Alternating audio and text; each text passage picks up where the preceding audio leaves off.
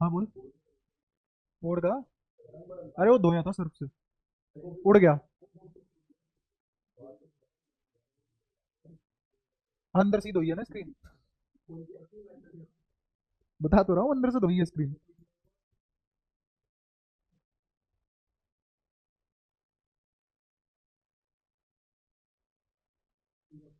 बस बस इतना ही आता मेरे को, ज्यादा नहीं लिख पाता मैं।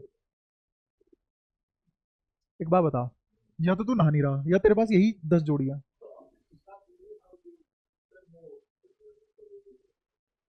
Same colour same size exact वहीं से ही उधड़ा हुआ धागा। हम्म।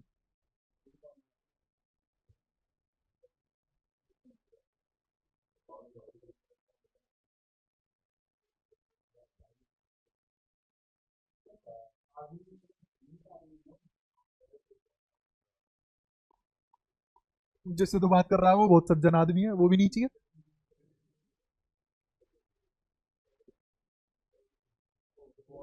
वो तो मेरे ऊपर है ना, मैं किसके लिए सज्जन हूँ किसके लिए नहीं हूँ।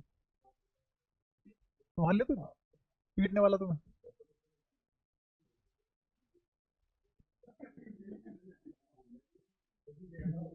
अरे कुछ नहीं, सांस भरी पड़ी है, कुछ तो हवा बाहर निकालेगा बेचारा, निकालने दे। निकाल ले भाई।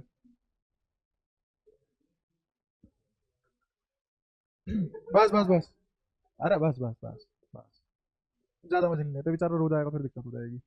फिर पीटीएम में मेरी बात खड़ी हो जाएगी, है ना। अभी तो इसकी वोट लगानी है मेरे को पीटीएम में। रुक जा, इसकी बात सुन ले, चुप। हाँ। सैटरडे नहीं, संडे संडे। इस संडे नहीं हो, रोटी अगले संडे, इस संडे तो बिल्कुल होता है तुम्हारा। कुछ नहीं हो सकता इस संडे। खुश है। संडे मिल गया तेरे को एक। इसीलिए करिए छुट्टी। इसलिए नहीं करी, मेरे को जाना है, देख रहा। इतना जरूरी बना के रखते हैं तेरे को, फिर भी नहीं पड़ता। कौन था ये? भाई, सब्जी बना के खा लिया कर। कच्चे प्याज के साथ रोटी क्यों पाड़ रहा है? ये कुछ नहीं है, कच्चा आटा ऐसे ही चबा जाता है। पचाने से इसे मतलब है नहीं। दिखता भी है वो तो।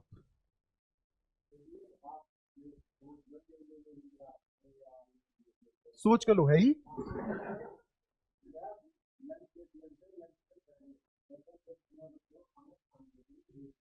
क्यों वेस्ट कर रहा है इतना खाना, लग तो तेरे में फिर भी नहीं रहा। ये तो वही वाली बात होगी, साफ पानी नाले में फेंका है।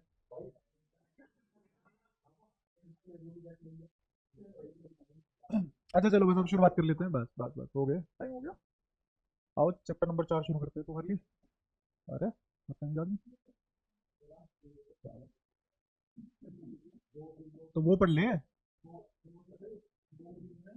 हम्म। हम्म। हाँ तो उतने का ही है मैग्नेटिज्म।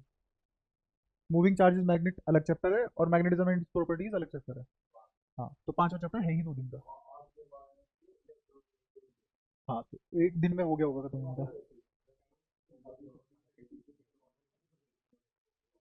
मंडे को। Let's represent us with your gift. A gift that you won't be able to forget.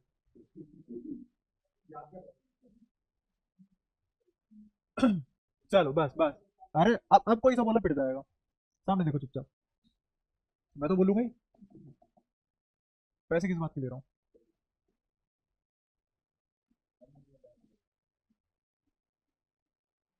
मैं दोनों चैप्टर मिक्स करके पढ़ूंगा, फोर्थ और फिफ्थ एक साथ पढ़ेंगे, अलग अलग नहीं पढ़ेंगे।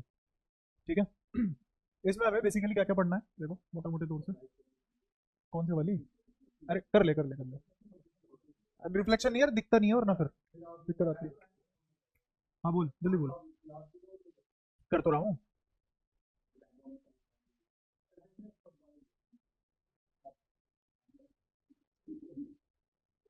तेरे को भेजूंगा अभी तो मैं। पढ़ाने नहीं दे रहा। सामने देख चुपचाप। बस है सामने। और तू ज्यादा पास बैठा है आज। देख, एक होता है आदमी झूठ मूठ का डर ले फायदे का रहता है। असलियत का डर बैठ गया दिक्कत हो जाएगी। बस यहाँ पे पढ़ेंगे प्रोड्यूस कैसे होता है मैग्नेटिक फील्ड।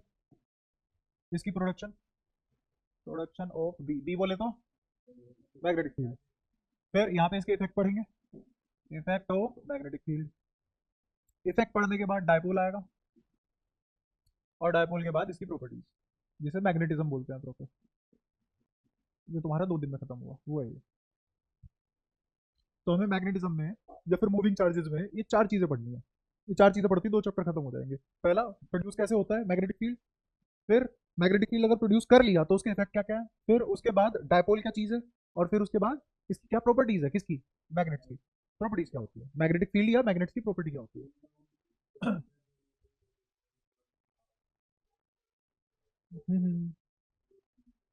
नहीं, इतनी चीज नहीं है इसमें। हाँ, मैग्नेटिक पोटेंशियल नाम की कोई चीज है ही नहीं यहाँ। तो आधा चैप्टर वैसे ही बच गया तुम्हारा। फिर आधा क्या, सिलेबस बहुत सारा बच गया, क्योंकि मैग्नेटिज्म में अगर तुम मैग्नेटिक पोटेंशियल पढ़ो तो वो वेक्टर क्वांटिटी निकल के आती है। बहुत अजीब बात है, पोटेंशियल वेक्टर आ रही है। इट्स लाइक मैं काम कर रहा हूँ तो वो स्केलर है, ये काम कर रहा है तो वो वेक्टर है, ये क्या बात है। तो इसीलिए तुम्हारे सिलेबस में ऐसी हरकतें नहीं है, बहुत टाइम लगता है उन्हें पढ़ने में, समझने में, और फिर उनकी मैथ्स भी अलग है। खैर तुम यहाँ ध्यान दो, प्रोड्यूस कैसे होता है मैग्नेटिक फील्ड। तो मैग्नेटिक फील्ड तब प्रोड्यूस होता है, ये मैंने तुम्हें चैप्टर 1 में बताया था। 3 चीजें बताई थी कि अपनी पहली बुक कब खत्म होगी, चार्ज के हिस्से से, चार्ज के बेसिस पे ही खत्म हो जाएगी। अगर चार्ज स्टैटिक है तो इलेक्ट्रोस्टैटिक और उसकी पोटेंशियल, और अगर चार्ज कांस्टेंट वेलोसिटी से दौड़ रहा है तो इलेक्ट्रिक फील्ड और मैग्नेटिक फील्ड, है ना। और अगर चार्ज एक्सेलरेट कर गया तो इलेक्ट्रोमैग्नेटिक फील्ड, और ऐसे करके पहली बुक खत्म हो जाएगी। ठीक है। तो प्रोडक्शन में कैसे प्रोड्यूस कैसे करेंगे हम इसको, मुझे क्या चाहिए, मुझे चाहिए एक चार्ज जो किससे दौड़ रहा हो, कांस्टेंट वेलोसिटी से दौड़ रहा हो। क्या हुआ, ऐसा है। चांटा इस गाल पे लगेगा, सूझेगा ये वाला भी, पिलपिला दूं। बस कैसा चार्ज चाहिए मुझे, जो कांस्टेंट वेलोसिटी से मूव कर रहा हो। ठीक है। अब ये कांस्टेंट वेलोसिटी से मूव करता हुआ चार्ज कहां से लाएं, इलेक्ट्रिसिटी मतलब। हाँ, पिछले चैप्टर से, पिछले चैप्टर का पहला concept drift velocity of electron. तो अगर किसी वायर में एक इलेक्ट्रॉन ड्रिफ्ट कर रहा है तो वी डी किसी भी डेल्टा वी पे कांस्टेंट नहीं होगी। तो क्या मेरे पास एक इलेक्ट्रॉन जो कि चार्ज है और वी डी जो कि कांस्टेंट वेलोसिटी है, तो क्या मेरे पास चार्ज आ गया कांस्टेंट वेलोसिटी से मूव करता हुआ। तो इसका मतलब सोर्स क्या हो गया, therefore source of magnetic field is current carrying wire. क्या इसको पढ़ पाओगे, करंट कैरिंग वायर लिखा हुआ है। अगर तुम चाहते हो एक बार में लिख दूं जीवन में करंट कैरिंग, तो लिख दूंगा। इसमें डिमांड है इसकी। कैसे कैसे, करंट कैरिंग वायर। ठीक है। तो सोर्स क्या हुआ मैग्नेटिक फील्ड का, current carrying wire is the source of magnetic field. How to produce magnetic field, जिसमें can electron do the velocity in a potential difference, in a constant potential difference. ठीक है। तो produce तो करना सीख लिया हमने, हो गया प्रोड्यूस। अब फिर उसके बाद इफेक्ट आएंगे। इफेक्ट में क्या होगा, इसके इफेक्ट में किसी भी चीज का इफेक्ट क्या होता है, किसी भी चीज का इफेक्ट होगा क्या। हाँ, वो इफेक्ट है। तो जो इफेक्ट आया वो किसके कारण आया, किसकी वजह से आया।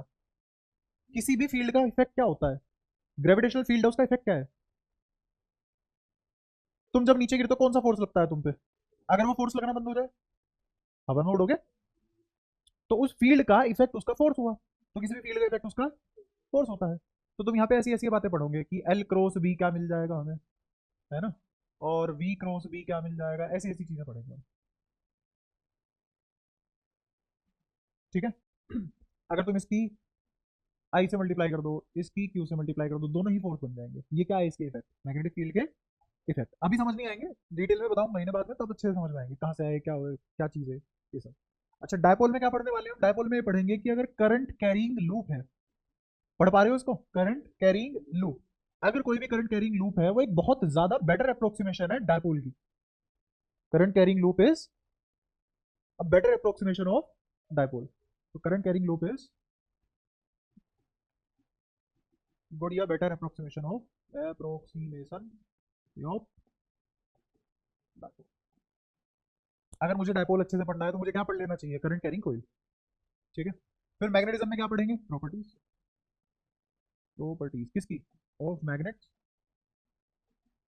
And magnetic field. और ऐसे करके दोनों चैप्टर खत्म हो जाएंगे। तो मैंने अभी तुम्हें बता दिया 2 चैप्टर में हम क्या क्या पढ़ने वाले हैं, ये सब पढ़ते ही हमारा सब खत्म हो जाएगा। ठीक है। इसमें बेसिकली प्रोडक्शन में हमें सिर्फ और सिर्फ दो लॉ पढ़ने हैं। पहला लॉ हमें पढ़ना है बायोट सवार्ट लॉ, बायोट सवार्ट लॉ। दूसरा हमें पढ़ना है ampere circuital law, ampere circuital law. पढ़ के बताना दोबारा इसको क्या लिखा है। बढ़िया। हाँ बोल। रिकॉर्ड हो रही है, थोड़ा सा तो देखियो, आधे आधे घंटे लेट में कैसे काम चलेगा। चल ठीक है, फिर भी बता देता हूँ, है ना, वरना फिर कल वाली बात आ जाएगी, कल मैं लेट था। और क्या। मैं भाई अपने पास ध्यान रखता हूँ ना। हाँ तो क्या बताना है प्रोडक्शन में। प्रोडक्शन में बस यही है कि तीसरे चैप्टर से हमें पता था कि मुझे पता है कि मैग्नेटिक फील्ड कैसे आएगा। मैग्नेटिक फील्ड आएगा जब मेरा चार्ज कांस्टेंट वेलोसिटी से दौड़ेगा। कांस्टेंट वेलोसिटी से दौड़ता हुआ चार्ज कहाँ से लाऊं, कहाँ से ढूंढ के लाऊं। तो हमने पढ़ा था ड्रिफ्ट वेलोसिटी का कॉन्सेप्ट थर्ड चैप्टर में। अगर मैं पोटेंशियल डिफरेंस लगा दूं, constant electric field, uniform electric field पैदा होने की वजह से मेरा एक इलेक्ट्रॉन ड्रिफ्ट करेगा। ठीक है। उस ड्रिफ्ट होने की वजह से करंट बनेगा। तो कांस्टेंट वेलोसिटी से मूविंग चार्ज यही तो हो गया, जैसे इलेक्ट्रॉन ड्रिफ्ट वेलोसिटी से मूव कर रहा हो किसी वायर में, उसी को तो बोलेंगे करंट कैरिंग वायर। तो मेरे मैग्नेटिक फील्ड का बनने का सोर्स क्या है, करंट कैरिंग वायर। हम्म। हाँ क्योंकि एक साथ दो चैप्टर कैसे पढ़ोगे, तुमसे तो एक ही नहीं पढ़ा जाता एक टाइम पे, है ना। तो अब हम ध्यान देते हैं यहाँ पे सीधा बायोट सवार्ट लो पे। प्रोडक्शन चालू हो चुकी है बायोट सवार्ट लो। इस लो ने हमें ये भी बताया डायरेक्शन क्या होगी मैग्नेटिक फील्ड, इस लो ने हमें ये भी बताया कि मैग्नीट्यूड क्या होगा मैग्नेटिक फील्ड का, दोनों चीजें बताई, डायरेक्शन प्लस मैग्नीट्यूड। और एक खराब बात बस इसकी ये है, खराब बात मतलब खराब भी नहीं बोलेंगे, अधूरी बात ये है कि ये छोटे से डीएल एलिमेंट की वजह से मैग्नेटिक फील्ड बता पाता है, बाकी की गणित हमें करनी पड़ती है। तो ये लो पढ़ेंगे, इस लो की एप्लीकेशन होगी अलग। एप्लीकेशन अलग क्यों बनी, क्योंकि अलग अलग एलिमेंट के लिए अलग अलग मैथ चाहिए। ठीक है। That's how maths kick in physics. तो जैसे मान लो ये वायर लिया है, किसी भी शेप की कोई भी आंगी भंगी वायर ले ली, इसमें करंट इस डायरेक्शन में दौड़ रहा है। ठीक है। अगर तुम्हारे पास कोई चीज हो एज्यूम करने के लिए, तो तुम इजीएस्ट चीज एज्यूम करोगे, टफेस्ट चीज, इजीएस्ट, है ना। जैसे मैंने कहा कि तुम्हें कैलकुलेशन में कोई नंबर एज्यूम करना है जिससे तुम्हारी कैलकुलेशन इजी हो जाए, तो तुम क्या एज्यूम करोगे किसी भी को, जीरो वन। ये दो सिंपल चॉइसेस है। ऐसे ही अगर मुझे यहाँ पे दो वेक्टर को सोल्व करना हो, तो दो वेक्टर को सोल्व करने के लिए मुझे सबसे बेटर एजम्पशन, सबसे इजीएस्ट एजम्पशन क्या ले सकता हूँ, दोनों, हाँ अंडर रूट ए स्क्वायर प्लस बी स्क्वायर। उससे भी आसान क्या है, दोनों सेम डायरेक्शन में आ जाए, दोनों के बीच का एंगल जीरो, तो वो एल्जेब्रिकली जुड़ने लग जाएंगे, हमें वेक्टर एल्जेब्रा की जरूरत ही नहीं पड़ेगी। सोचो कितनी बढ़िया assumption है ना। अब मेरे पास यहाँ पे एक एलिमेंट आएगा जिसका नाम होगा डीएल। डीएल एलिमेंट एक वेक्टर क्वांटिटी होगी, डीएल एलिमेंट एक वेक्टर क्वांटिटी होगी, an element assumed on wire, assumed on wire. अब ये डीएल एलिमेंट इस पूरी वायर पे कहीं भी मान सकता हूँ। ऐसा मानो डीएल एक ऐसा एलिमेंट है, जैसे ये तुम्हें अगर स्टाइलस दिख रहा हो, तो इस स्टाइलस के मैंने इनफाइनाइट टुकड़े कर दिए, एक टुकड़ा कितना छोटा होगा, ऑलमोस्ट जीरो, उससे छोटा टुकड़ा पॉसिबल ही नहीं है ना। तो उसी एलिमेंट का नाम क्या रखा गया है इधर, डीएल। और वो डीएल कैसी क्वांटिटी, वेक्टर क्वांटिटी। अब मैं इस डीएल की डायरेक्शन क्या एज्यूम करूं, लेना इसी वायर पे है। तो एक और चीज है जो इस वायर के अलोंग चल रही है, और करंट क्या चलाया मैंने इस वायर में, चैप्टर ही तभी स्टार्ट होगा। ठीक है। तो क्या मैं ये मान के चलूंगा कि आई और डीएल मैंने सेम डायरेक्शन में लिए हैं और हमेशा ही सेम डायरेक्शन में लूंगा। अगर मेरा करंट नीचे वाली डायरेक्शन में होता और मैं डीएल ऊपर वाली डायरेक्शन में लेता, कुछ गलत हो जाता क्या, नहीं। हाँ बस थोड़ा एक्स्ट्रा सोचना पड़ता है एक दो स्टेप। लेकिन अगर मैं करंट भी नीचे हो और डीएल भी नीचे एज्यूम कर लूँ, तो मेरे एक स्टेप बच जाएगा, चीजें आसान हो जाएगी, बस इतना सा फर्क है। ये बात क्लियर हुई। तो डीएल बताओ कहाँ इमेजिन करना चाहिए सूझबूझ के साथ, ऊपर, मतलब ऊपर जाता हुआ इस डायरेक्शन में, इस डायरेक्शन में हम डीएल इमेजिन कर सकते हैं। ठीक है। अब इस वायर की वजह से मुझे कहीं तो मैग्नेटिक फील्ड निकालना होगा। तो यहाँ कोई पॉइंट मान लिया जहां मुझे मैग्नेटिक फील्ड निकालना है, या फिर यहाँ मान लिया कोई पॉइंट जहां मुझे मैग्नेटिक फील्ड निकालना है। इस पॉइंट पी पॉइंट पे क्या निकालेंगे हम, मैग्नेटिक फील्ड। इस डीएल वेक्टर के सेंटर पे जाओ, बिल्कुल सेंटर पे, इस सेंटर से इस पी की पोजीशन डिफाइन कर दो। ऐसे वेक्टर को क्या क्या बोला जाता है, पोजीशन वेक्टर, और उसका नाम रखा हमने आर। डीएल क्या है, एलिमेंटल वेक्टर।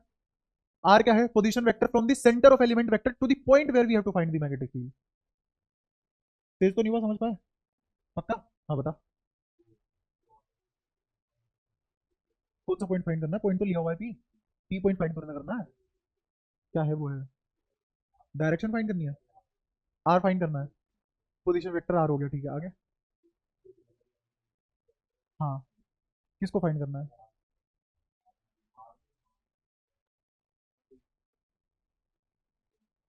करना क्या है अब? क्या नहीं बोल, क्यों नहीं बोल पा रहा?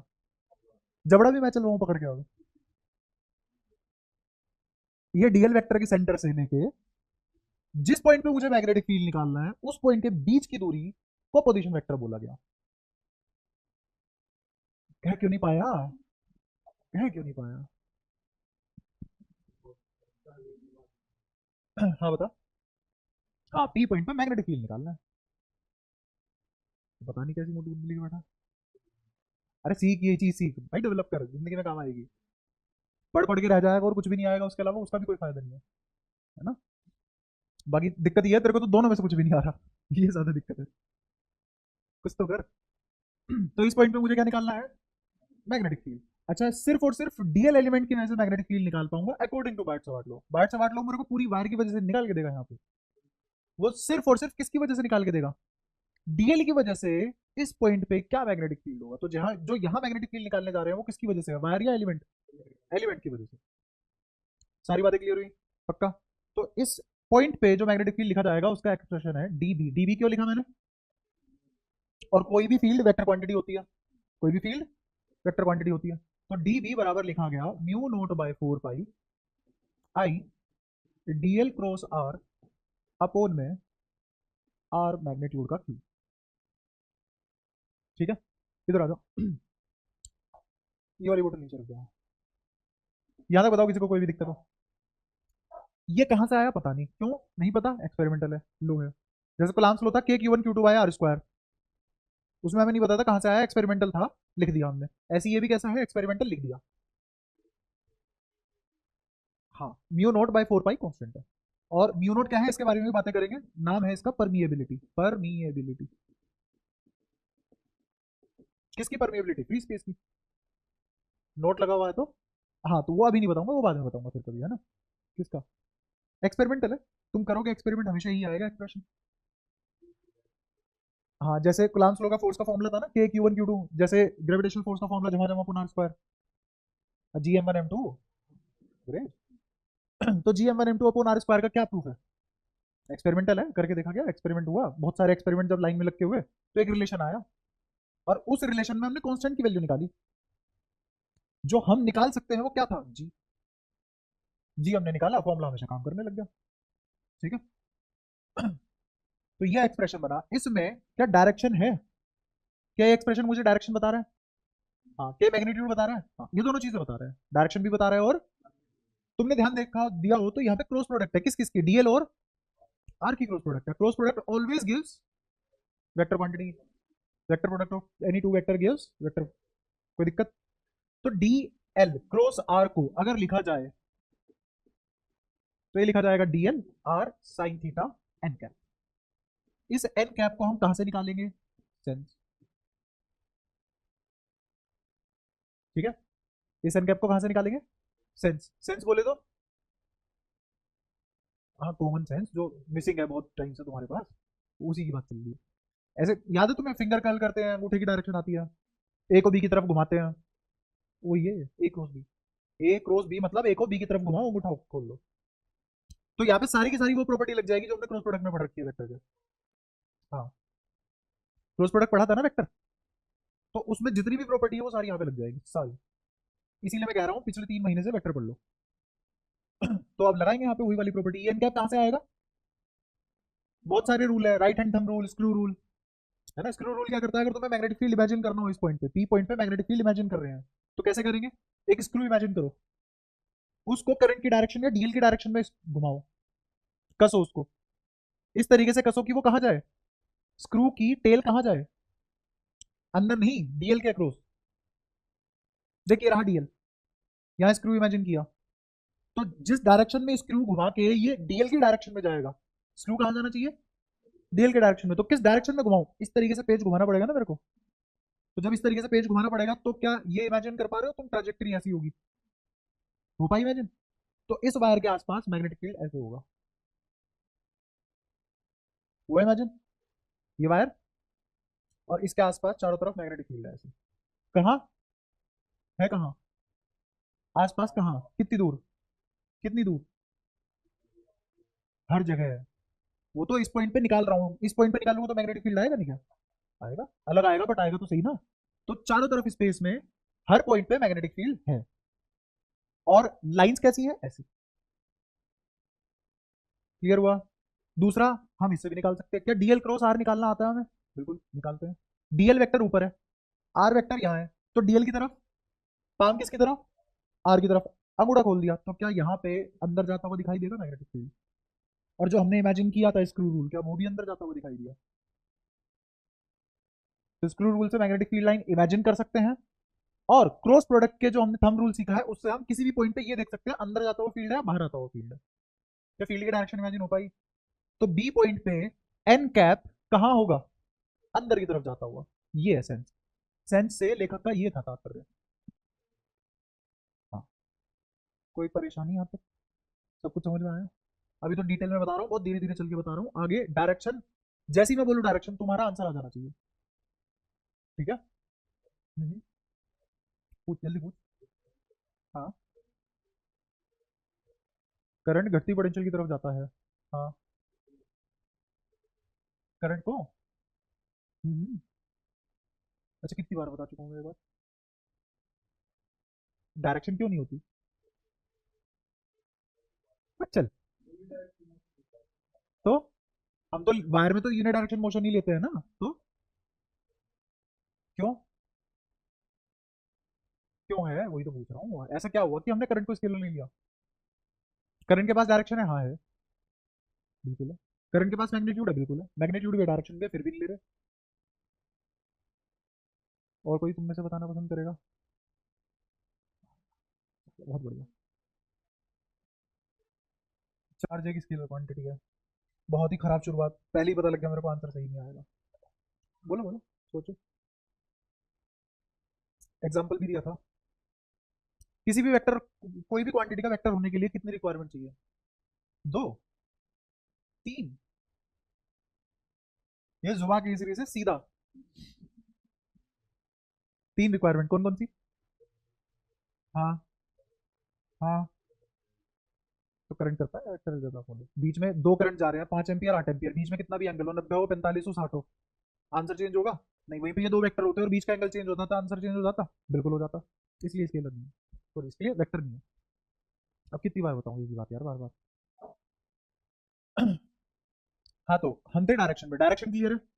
जब मैं डायरेक्शन हमेशा ही सेंस से निकालने वाला हूं, तो मैं वेक्टर वाला फॉर्मूला क्यों यूज करूं? अब तो मेरे को सिर्फ मैग्नीट्यूड वाला फॉर्मूला चाहिए ना। क्या हमने डायरेक्शन निकालनी सीख ली? क्या मुझे ये पता लग गया कि डीएल क्रॉस आर से या फिर राइट हैंड थंब रूल से या फिर वेक्टर अलजेब्रा से मैं सिंपल डायरेक्शन निकाल सकता हूँ? डायरेक्शन निकाल ली अलग अपने पुराने वाले तरीके से, तो मैं फॉर्मूला क्यों यूज करूँ? मेरे को तो सिर्फ मैग्नीट्यूड निकाल के दे दो, मैग्नीट्यूड अलग निकालूंगा, डायरेक्शन सेंस से निकाल लूंगा, खत्म खेल। तो इसका मैग्नीट्यूड निकालना पड़े तो कैसे निकालूंगा? एन कैप को भूल जाओ थोड़ी देर के लिए। जैसे ही एन कैप को भूला, तो क्या ये मैग्नीट्यूड नहीं दे देगा मेरे को? Mu naught by 4 pi I D L sine theta upon में आर स्क्वायर। किसी को पता लगाओ क्या हुआ इधर? डीएल क्रॉस आर को क्या लिखा गया? Dl r sine theta, n cap हटा दिया मैंने, एन कैप हटते ही क्या बन गया? मैग्नीट्यूड।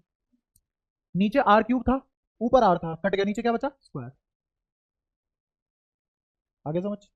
इलेक्ट्रिक फील्ड किसके इनवर्सली प्रोपोर्शनल था? आर के। मैग्नेटिक फील्ड भी किसके इनवर्सली प्रोपोर्शनल है? आर के। आर स्क्वायर, दोनों आर स्क्वायर के ही इनवर्सली प्रोपोर्शनल है। ठीक है, क्या ये बात समझ आती है तुम्हें? म्यू नोट बाय 4 पाई। अच्छा, एक और चीज, इस म्यू नोट बाय 4 पाई की वैल्यू 10⁻⁻7 होती है, यूनिट वगैरह बाद में बताऊंगा इसकी। जैसे वहां पे एप्सिलॉन नोट की वैल्यू क्या होती थी? 8.85 गुणा में 10⁻⁻⁴। याद आया कुछ कुछ? ऐसे ही यहाँ पे mu naught by 4 pi is equal to 10⁻⁻7। Unit वगैरह और है क्या चीज, ये सब बाद में बात करेंगे थोड़ा सा और समझने के बाद, है ना। तो अपने पास मैग्नीट्यूड का फॉर्मूला आ गया, अब मैं ये वाला फॉर्मूला यूज करूंगा। डायरेक्शन ऐसे निकालूंगा जैसे अभी बताई सिखाई सेंस से। सेंस से डायरेक्शन निकाल के और मैग्नीट्यूड वाला फॉर्मूला निकाल के, अब मेरे पास मैग्नीट्यूड भी है, डायरेक्शन भी है, मैग्नेटिक फील्ड पूरा आ चुका है। लेकिन अभी भी दिक्कत है एक। वो दिक्कत क्या है? मैंने जो मैग्नेटिक फील्ड निकाला है वो सिर्फ डीएल की वजह से है, वो सिर्फ डीएल की वजह से है। अच्छा, अगर मैं यहाँ पे कोई पॉइंट ले लूँ, क्यों? कोई पॉइंट लिया क्यों? उस क्यू पॉइंट पे, इस क्यू पॉइंट पे मैग्नेटिक फील्ड की डायरेक्शन बताओ। यहां ले लिया। हाँ, find the direction of Q बाहर की तरफ।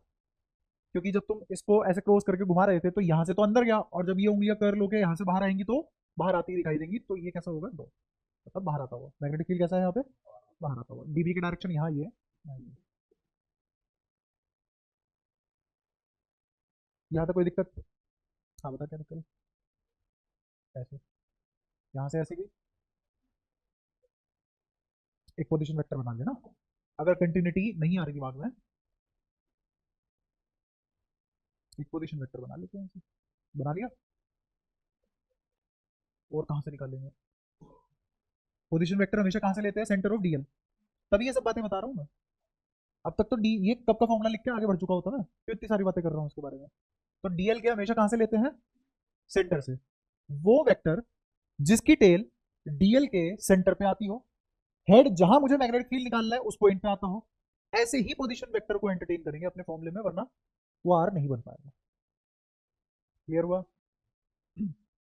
दूसरा तरीका क्या है इसका, ये सब ना करके, ये सब ना करके दूसरा तरीका ये है, देख यहां से मैग्नेटिक फील्ड एंटर किया, तो इस साइड से, वायर के इस साइड से, क्या ये उंगलियां बाहर आती हुई दिखी, यहां अंदर जाती हुई, यहां, उसी को तो बोलते हैं डॉट। तो मुझे बताओ इस पूरे लेफ्ट रीजन में मैग्नेटिक फील्ड कैसा होगा, डायरेक्शन कैसी होगी, और पूरे राइट वर्ड रीजन में मैग्नेटिक फील्ड की डायरेक्शन कैसी होगी?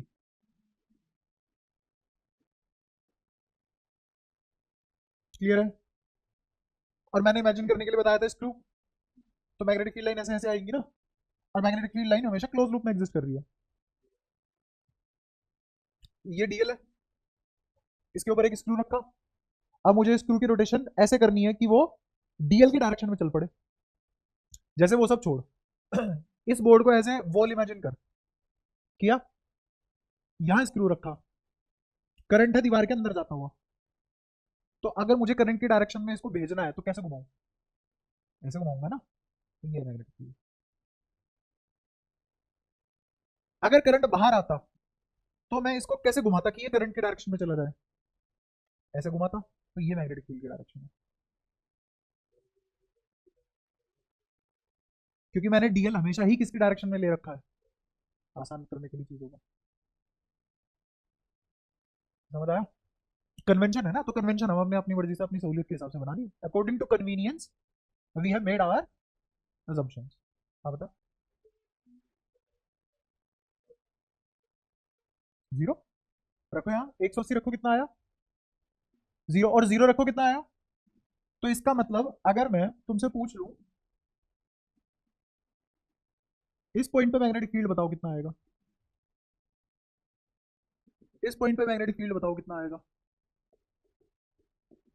क्यों? क्योंकि यहाँ पे थीटा कितना, और यहाँ थीटा कितना,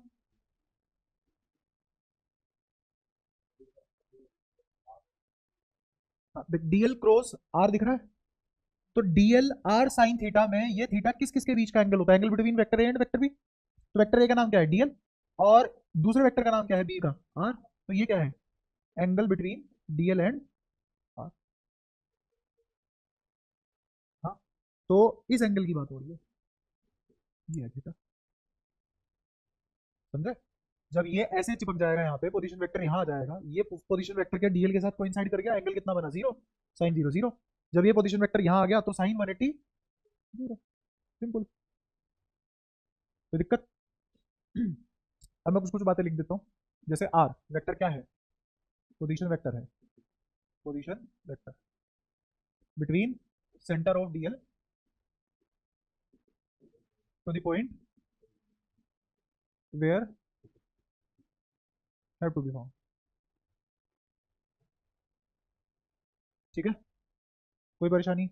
अच्छा एक और चीज बताओ, तुमने वेक्टर में ये पढ़ा होगा कि ए क्रॉस बी, अगर ए बी साइन थीटा है, तो ये एनकैप किसकी डायरेक्शन है, ए की डायरेक्शन है, बी की डायरेक्शन, किसकी डायरेक्शन है, रिजल्टेंट की। रिजल्टेंट तो एडिशन का होता है, ए क्रॉस बी की डायरेक्शन है। अगर ए क्रॉस बी को एक वेक्टर नाम दे दूं सी वेक्टर, तो एनकैप किसकी डायरेक्शन है, सी वेक्टर की डायरेक्शन है। अब तेरे को समझ में आना इसलिए बंद हो गया होगा क्योंकि वेक्टर तूने नहीं पढ़ रखा। वो तुझे पता है अब तक कितना लिटिल लिटिल इकट्ठा किया है?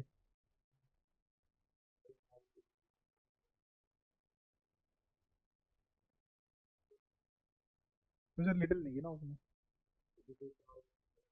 अच्छा। नहीं नहीं भाई, बच्चों वाली हरकतें मेरे दिमाग में आती नहीं ना, जैसे तू है।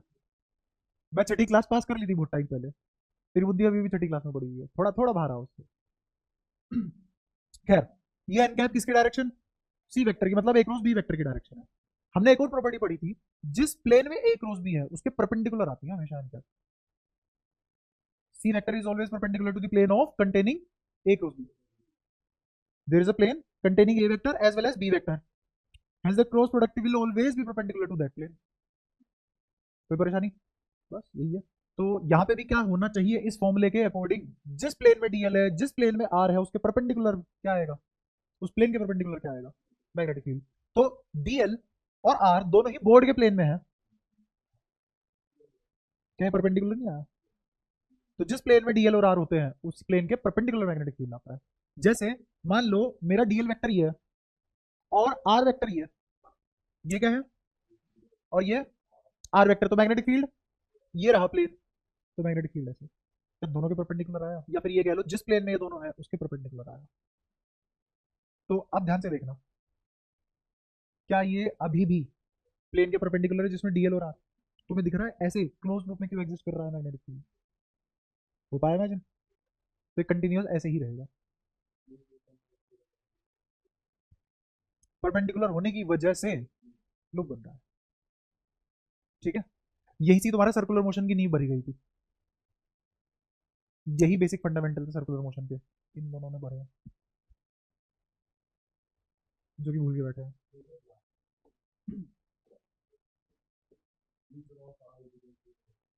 हाँ, सर्कुलर मोशन आया ही क्यों था? तो ये वेलोसिटी है, वेलोसिटी का सपना क्या है? एक्सेलरेशन की डायरेक्शन में आना, एक्सेलरेशन है सेंटर की तरफ। तो जैसे ही वेलोसिटी सेंटर की तरफ आने की कोशिश करेगी तो रेडियल डायरेक्शन भी तो चेंज हो जाएगी, तो हमेशा परपेंडिकुलर रहेंगे। हमेशा परपेंडिकुलर होने की वजह से एक सर्कुलर मोशन आ रहा है, सेम तो हो रहा है। यहाँ किसकी वजह से हो रहा है? डीएल और आर की वजह से। वहां किसकी वजह से हो रहा था? ए और बी की वजह से। सारी बातें क्लियर हैं? और अगेन ये एंगल किस किस के बीच का है? Theta angle is between dl vector and r vector, position vector and elemental vector. कोई परेशानी यहाँ तक? ये सारी बातें अब क्लियर हो चुकी हैं। और अगर तुमसे कोई पूछ ले कि डी बी, डीएल और आर क्या कभी भी कोप्लेनर हो सकते हैं? नेवर बी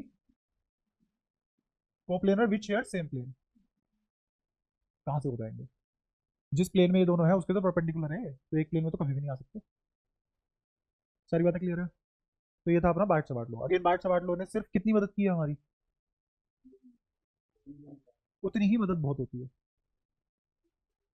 नहीं वो वाली बात नहीं है।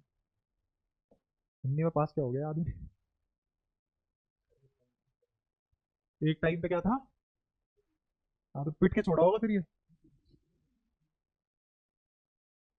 खैर, तो बार्ट सवार्ट लो की एप्लीकेशन से पहले कुछ कुछ बातें हैं वो क्लियर करवा देता हूँ तुम्हारी, है ना?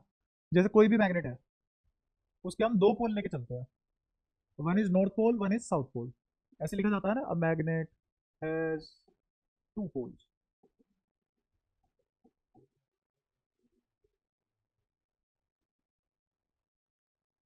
टाइम सस्ता आता है। हम्म। अब क्लास में ही टाइम सस्ता आता है। तो भाई समय की दरकार समझो बाबू, time is everything, not money.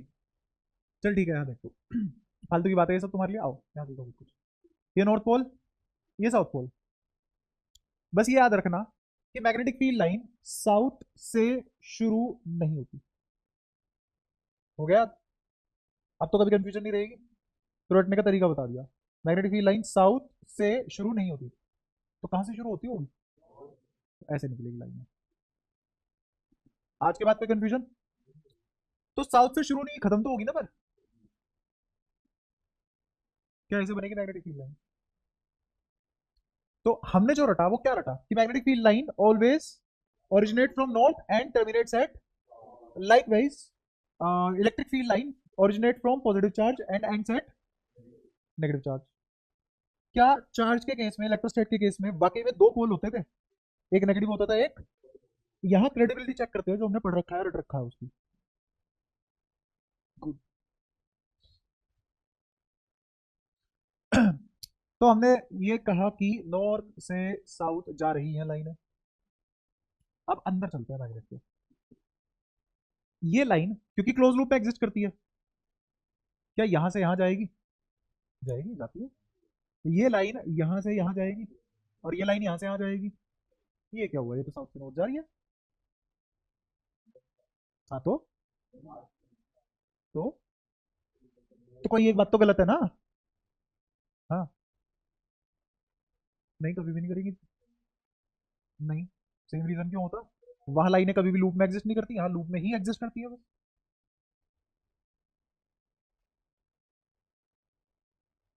Reason भी पता लगेगा, थोड़ा पढ़ो तो। क्या? इलेक्ट्रिक फील्ड लाइन को तो पता है ना लूप में क्यों एग्जिस्ट नहीं करती, लेकिन मैग्नेटिक फील्ड लाइन सिर्फ लूप में ही क्यों एग्जिस्ट करती है उसका भी रीजन पता लग जाएगा। आखिरी तक आते आते पता लग जाएगा तुम्हें। वो तो मैंने तुम्हें मैकेनिकली समझा दिया। हाँ, बट नेचर नेचर ने ऐसा क्यों किया कि magnetic field line close loop में आ गई? क्या रीजन रहा होगा इसका, है ना? जैसे एक समझने वाली बात ये थी कि पानी की डेंसिटी 4 डिग्री पे ही सबसे ज्यादा क्यों होती है, 0 डिग्री पे क्यों नहीं? 0 डिग्री पे सबसे ज्यादा डेंसिटी होती तो सबसे पहले बर्फ कहाँ जमती? जितनी भी वाटर बॉडीज होती है उनके बेड पे, समझते हो? On the bed of any water bodies, जैसे ग्लेशियर हो गए, तो ग्लेशियर में सबसे पहले बर्फ कहाँ जमती? ऊपर कैसे जम जाती है? अगर 0 डिग्री भारी है तो नीचे नहीं बैठती बर्फ जमती ही, तो सतह पे सारी बर्फ आ जाती। अगर सतह पे बर्फ आ जाती सारी की सारी, तो जितनी भी एक्वस लाइफ है खत्म हो जाती। जितनी भी एक्वस लाइफ है वो, और एक्वस लाइफ खत्म होने से क्या फर्क पड़ता? पूरा इकोसिस्टम खराब हो जाता और फिर हम भी मरते। अब ये सोचो, बर्फ का 4 डिग्री पे सबसे ज्यादा भारी होना हमारी लाइफ की सस्टेनेबिलिटी का रीजन है, हमारी जीने की वजह बन चुकी है वो। ऐसे ही कुछ रीजन होते हैं, जैसे magnetic field line close loop में ही एग्जिस्ट क्यों कर रही है और इलेक्ट्रिक फील्ड लाइन नहीं कर रही। ये सब रीजन पता लगेंगे धीरे धीरे, है ना? इलेक्ट्रिक फील्ड का पता ही है, मैग्नेटिक फील्ड का देख लेंगे। अच्छा, नॉर्थ से, हाँ बोल। ये चीज है क्योंकि बिना रीजनिंग के मुझे पता नहीं है ना पर्पस क्या है उस चीज का। देख, तूने ये तो देख लिया होगा अब तक, इतना बड़ा तो हो चुका है, लाइफ एक्सपीरियंस तूने इतना ले लिया है। जिसके पास पैसा है वो भी दुखी है, जिसके पास नहीं है वो भी दुखी है, तो पैसा तो मोटिव नहीं है जिंदगी का। पर्पस ही नहीं पता, सब कुछ होने के बाद भी पर्पसलेस जी रहे हैं लोग।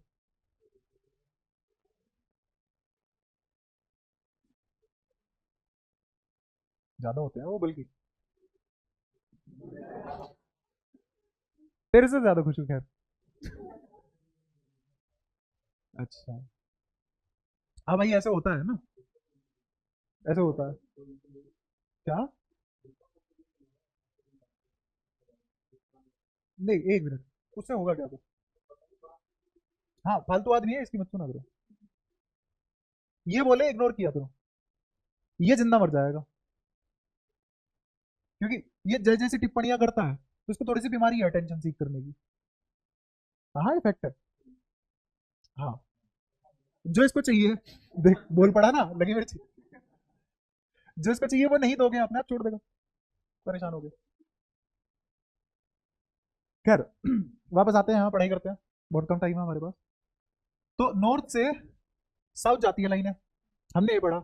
मैग्नेट के अंदर तो उल्टी चीज हो रही है। रूल तो से बनाते हैं ना जो कभी गलत ना होता हो, ये तो गलत हो रहा है। अब थोड़ा सा इसको अपग्रेड करते हैं। हम ये नहीं बोलेंगे कि नॉर्थ से ओरिजिनेट होती है और साउथ पे टर्मिनेट होती है, ऐसा नहीं बोलेंगे। हम बोलेंगे it appears to originate from and appears to converge at south. तो मैंने क्या वर्ड लगा दिया? Appears to. हो नहीं रहा, लगता है ऐसा। हो नहीं रहा है ऐसा, लगता है। ठीक है, तो हम क्या वर्ड यूज कर रहे हैं? Appears to originate from north pole and appears to terminate at south pole. ठीक है, बाकी नॉर्थ से साउथ, साउथ से नॉर्थ कहाँ जा रही है हमें पता ही नहीं है। क्यों नहीं पता? क्लोज लूप में एग्जिस्ट कर रही है, तुम किसको साउथ किसको नॉर्थ बोल रहे हो। सही है। तो इसी प्रेडिकमेंट पे हमने एक और नियम बनाया, ये मैग्नेट, ये नॉर्थ, ये साउथ, नॉर्थ से मैग्नेटिक फील्ड लाइन निकल रही है, ऐसी दिखेगी, appears to originate from north. ठीक है। अगर मैं नॉर्थ पोल को सेंटर मान लूं, सुनने ध्यान से, अगर मैंने नॉर्थ पोल को सेंटर मान लिया, तो ये लाइन कैसी घूम रही होंगी उसके चारों तरफ, क्लॉकवाइज की एंटी क्लॉकवाइज? देखो, ये नॉर्थ है, कैसी मिल रही है तुम्हें डायरेक्शन? तो अगर अगर मेरा करंट, ध्यान से सुनना, अगर मेरा करंट एंटी क्लॉकवाइज है, मेरा करंट एंटी क्लॉकवाइज है, तो सेंटर पे तुम्हें क्या फील होगा? North pole. ये तो मैंने समझा दिया। अब इसको याद करने का तरीका क्या है? नॉर्थ को ऐसे बनाना, दिख रहा है? यहाँ एंड पॉइंट पे एरो लगा देना, और जब इसको गोल कर दोगे तो तुम्हें अपने आप दिख जाएगा एंटी क्लॉकवाइज। तो एंटी क्लॉकवाइज के सेंटर पे क्या फॉर्म होता है?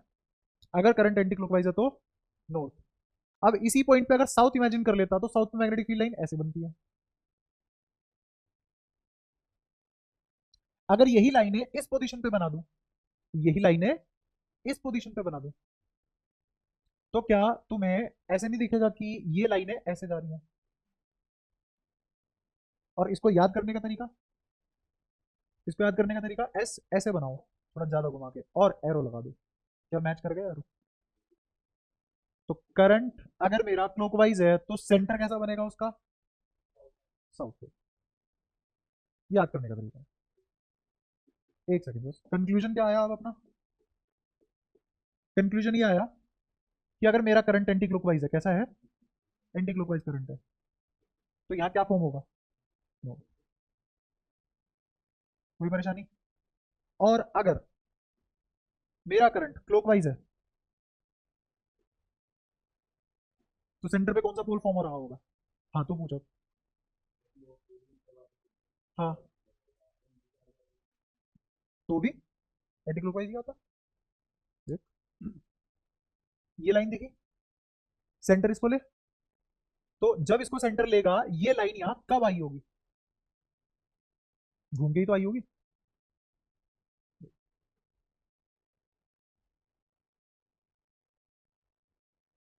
क्या ऐसा कर सकते हैं हम?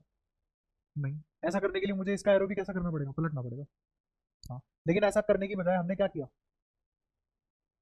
हमने ये किया कि अगर मैं यहाँ सेंटर नॉर्थ लूँ, सेंटर को नॉर्थ लूँ, तो मुझे पता है लाइन यहाँ से कैसी होगी? ओरिजिनेट की टर्मिनेट? ओरिजिनेट। तो इस पॉइंट पे बता, क्या ये लाइन घूम के ऐसे जाएगी? और इस पॉइंट पे ये वाली लाइन ऐसे जाएगी। ये है तेरा डाउट, कि नीचे तो आ रही है क्लॉकवाइज और ऊपर आ रही है, तो ऊपर लेके नीचे ले, हम तो नीचे से भी कर सकते थे इसको इमेजिन, है ना? तो अब एक बार ऊपर वाला हटा दे, एक बार ऊपर वाला हटा दे। ठीक है। ऊपर वाला हटाने के बाद इससे जो लाइन ओरिजिनेट हुई है, इससे जो लाइन ओरिजिनेट हुई है, इस लाइन को इसके नीचे इमेजिन कर, ऊपर ना इमेजिन करने की बजाय। ये लाइन नीचे है ना नॉर्थ के, तो ये मेरे को क्लॉकवाइज कब देगी? जब इस लाइन को नॉर्थ के ऊपर इमेजिन करेगा। इसी लाइन को नॉर्थ के नीचे ही इमेजिन कर। तो नॉर्थ के नीचे इमेजिन करने के लिए मुझे इस लाइन का कर्व उल्टा करना पड़ेगा ना। हाँ, इसलिए। और इसीलिए ये सब लॉजिक में नहीं पढ़ते, इसके फालतू ही लॉजिक है, असली बात तो मैं अभी 2 मिनट बाद बताऊंगा। अभी हम इसको ऐसे याद कर लेते हैं कि भाई ऐसा है तो ऐसा है, ऐसा है तो ऐसा है। ठीक है। अब ये सारी फालतू बात, इलॉजिकल बात खत्म होने के बाद अब मैं तुम्हें रियलिटी बताता हूँ, है ना? थोड़ी सी पता होनी चाहिए। रियलिटी क्या है, सुनना। ये जो भी हमने पढ़ा है, ये सब कन्वीनियंस है। क्या है? कन्वीनियंस। तो किस तरीके की कन्वीनियंस? हमने कन्वेंशन बनाई। जैसे करंट हम कैसे लेते हैं? पॉजिटिव टर्मिनल से नेगेटिव टर्मिनल। और क्या बोलते हैं कि current flows opposite, current flow opposite the direction of flow of electron. किसने बताया भाई? बताया किसी ने नहीं। किसी ने एक्सपेरिमेंट किया और उसने एज्यूम किया। किसी ने एक्सपेरिमेंट किया, और ये कौन है जो ये बोल रहा है कि ये वाला राइट हैंड होता है? हम सब। क्यों पर? क्या रीजन है इसका राइट हैंड होने का? कोई रीजन नहीं है। किसी ने कन्वीनियंस बनाया, कन्वीनियंस कह रहा हूं, कन्वेंशन बनाया कि इस वाले हाथ को क्या बोलेंगे? राइट, और इस वाले को क्या बोलेंगे? इसका क्या रीजन है? कोई रीजन नहीं है, नाम रखा, समझ आया? कन्वेंशन बनी, वो कन्वेंशन अब रेफरेंस बन गई, कन्वेंशन अब क्या बन गई? रेफरेंस, है ना? जैसे अगर मैं तुमसे एक और सवाल पूछूं, तुमने कैसे मान लिया कि 1 किलो क्वांटिटी इतनी ही होती है जितनी होती है? किसी ने कन्वीनियंस, कन्वीनियंस कह रहा हूं, कन्वेंशन बनाई, और कन्वेंशन बनाने के बाद उसी को रेफरेंस बना दिया गया, अब उसी से कंपेयर करते हैं सब। सही है? तो ये भी बिल्कुल वैसी ही बातें हैं, ये भी बिल्कुल वैसी ही बातें हैं। तो it is all convention, there is no logic in it, all convention. हाँ, और ये कन्वेंशन क्यों बनाई गई है ऐसे? हाँ, for the convenience of our understanding, for the convenience of our understanding. अब मैं किसी को कैसे बताऊं कि यार कौन सी डायरेक्शन में मुड़ूं?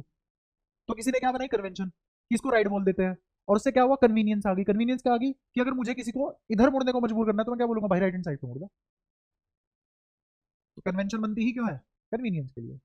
और कन्वीनियंस का रीजन क्या है? For our better understanding. कोई लॉजिक नहीं है, वो बस याद करने के तरीके हैं, ये भी सब याद करने के तरीके हैं। इसका क्या लॉजिक है कि एन ऐसे बना दो तो ये हो गया।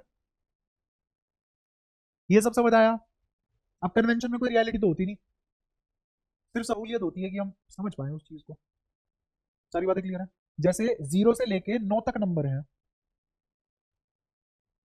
एक एक ही क्यों है, दो दो ही क्यों है?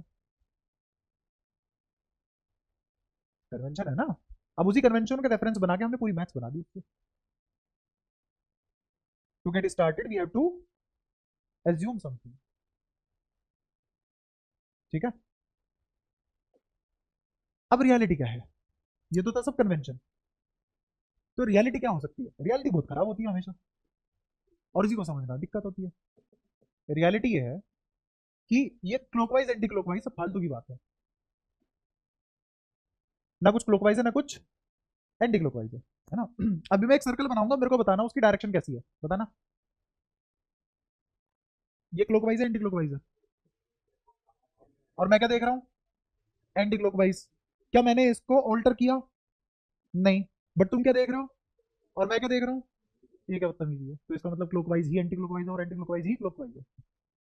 And there is no two poles, there is only one and same thing. From the change of perspective, we have named one thing as north, one thing as south, one thing as clockwise, one thing as anti-clockwise। बस इतनी सी। बिल्कुल ऐसी ही बात है, जैसे ये ring है, इसके सेंटर पे किसी को ऐसा लग रहा है मैग्नेटिक फील्ड लाइन खत्म हो गई जाके। इस आदमी को क्या लगा इधर कि इन सभी लाइनों का एंड कहाँ है? इस पॉइंट पे। अच्छा, अब ये तो क्लोज लूप में एग्जिस्ट करती है, इसको थोड़ी ना पता है, इसकी दुनिया तो इससे इधर है, उधर जाते हैं। यहाँ एक आदमी खड़ा हुआ है, उसको क्या लगा कि इस पॉइंट से लाइन पैदा हो रही है,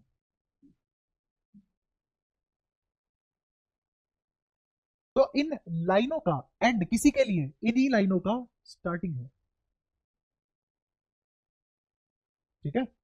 ये इधर की बातें नहीं जान पा रहा है, ये इधर की बातें नहीं जान पा रहा, क्योंकि चीजें कैसी है लूप में, और लूप में चीजों को समझना बहुत मुश्किल है ना? तो ऐसे ही मान लो ये एक अलग रेल्म है, ये एक अलग रेल्म है। यहां वाले इंसानों के लिए आदमी मर गया, डेथ, है ना? अब इधर और इधर का तो कुछ है नहीं रिलेशन आपस में, कभी देखा ही नहीं, इधर का उधर नहीं गया, उधर का इधर नहीं गया। तो किसी और के लिए ये किसी की डेथ, किसी का बर्थ, लाइफ साइकिल। क्यों नहीं जान पा रहे हम? क्योंकि पता ही नहीं है एक दूसरे की दुनिया का। बीच में ट्रांजिशन क्या है किसी को पता ही नहीं है। जैसे यहाँ पे अंदर मैग्नेट के अंदर ट्रांजिशन नहीं पता हमें, ऐसे यहाँ पे नहीं पता ट्रांजिशन। तो death is life, clockwise is anti clockwise. हाँ, कहाँ पता? इसको बता, पता थोड़ी ना, ये तो यही बोलेगा ना कि लाइन यहाँ सारी मर गई, इसको लगेगा यहीं से तो पैदा हुई है सारी। नहीं, अब तो हमें पता है कि लूप पूरा क्लोज्ड है ना? बट हमें ये समझ में आया कि अगर हम क्लोज लूप को कंप्लीटली नहीं जानते, या हमें पूरी लूप का नहीं पता, तो हम सिर्फ एजम्पशन पे खेल सकते हैं। जैसे यहाँ पे भी सिर्फ सब एजम्पशन पे खेला जा रहा है। ठीक है? तो ऐसे ही जैसे यहाँ पे प्रूव हो गया कि डेथ इक्वल्स टू लाइफ, ऐसे ही क्या सही है क्या गलत है, तो गलत ही सही है, सही ही गलत है। ये सच सच कॉन्सेप्ट है सारे, यही कॉन्सेप्ट है। देख अगर मैं कुछ अच्छा कर रहा हूँ, ऐसे ही जैसे होता है फ्रीडम और केज, सुना है? तो कभी भी फ्रीडम किसी बिना एक्सपेंस के ली नहीं जा सकती। अगर मैं अपनी फ्रीडम की इच्छा करता हूँ तो किसी की छीन नहीं पड़ेगी। मेरा मन कर रहा है सर फोड़ भी जाके, फ्रीडम है, मेरे को चाहिए मेरी फ्रीडम। अगले वाले का तो सर गया ना। क्या? आजादी एक फेक कॉन्सेप्ट है, किसी के पास नहीं होती, फालतू चीज है। No human is free of everything, not even human, nothing is free from everything. इंसान हो गया, कीड़ा हो गया, पत्ता हो गया पेड़ का, कुछ भी, कोई भी चीज किसी भी चीज से फ्री नहीं है। जैसे हमारे बीच में कुछ साधु लोग होते हैं, सुना होगा, तो वो बोलते हैं ना हम तो मुक्त हैं, हमें तो लोभ है ही नहीं किसी चीज का। सबसे ज्यादा तो वो बंधे हुए हैं, कोई फ्रीडम नहीं है, अपनी पसंद का कपड़े तक नहीं पहन सकते, एक ही टाइप के कपड़े पहनते हैं।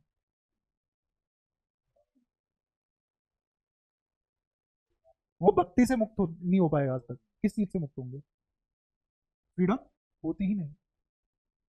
अपना खुद का पागल बनाने का एक जरिया है फ्रीडम। तो यहाँ जो भी तुमने देखा अभी, अगर चीजें लूप में होती है तो पढ़ना थोड़ा कॉम्प्लेक्स हो जाता है उनको। इसीलिए मैग्नेटिक फील्ड को इमेजिन करना, देखना, इसकी एप्लीकेशन पढ़ना थोड़ा सा मुश्किल लगता है। जब तक मैथमेटिकल चलती रहती है चीजें तो ठीक है, लेकिन जैसी बात समझ पे आती है तब दिक्कत हो जाती है, मुश्किल हो जाता है थोड़ा सा, है ना? तो रियलिटी क्या हुई? डायपोल वायपोल नाम की कोई चीज नहीं है, मैग्नेट में डायपोल कैसे एग्जिस्ट कर लेगा?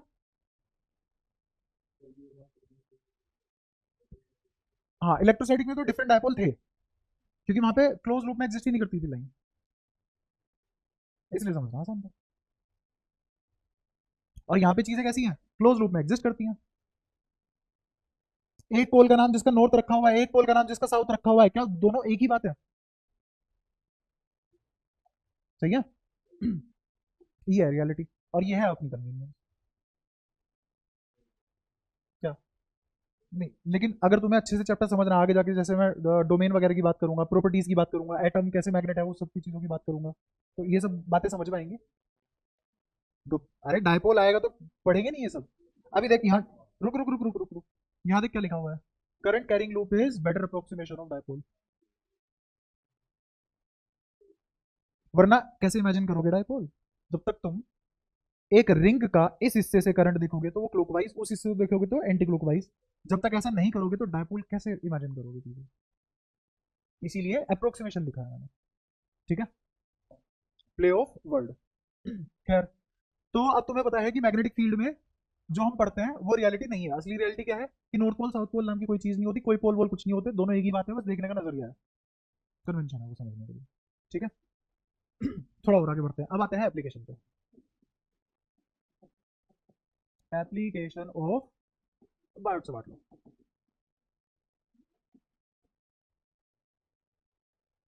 बायोट से बांट लो की एप्लीकेशन सबसे पहले, करंट कैरिंग लूप के सेंटर पे मैग्नेटिक फील्ड क्या होगा? बी एट सेंटर ऑफ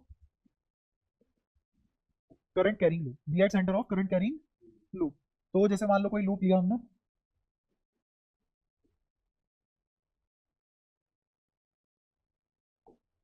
ये लूप हो गया, इसके सेंटर पे मुझे क्या निकालना?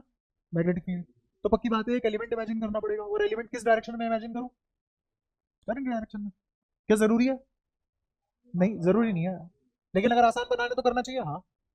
तो यहाँ मान लो डायरेक्शन करंट की ये है, तो मुझे डीएल एलिमेंट भी क्या ऐसी डायरेक्शन में ऐसे इमेजिन करना चाहिए, और इस डीएल के सेंटर से जहां मैग्नेटिक फील्ड निकालना है उस पोजीशन तक एक वेक्टर बना दूं तो उसको क्या बोलेंगे?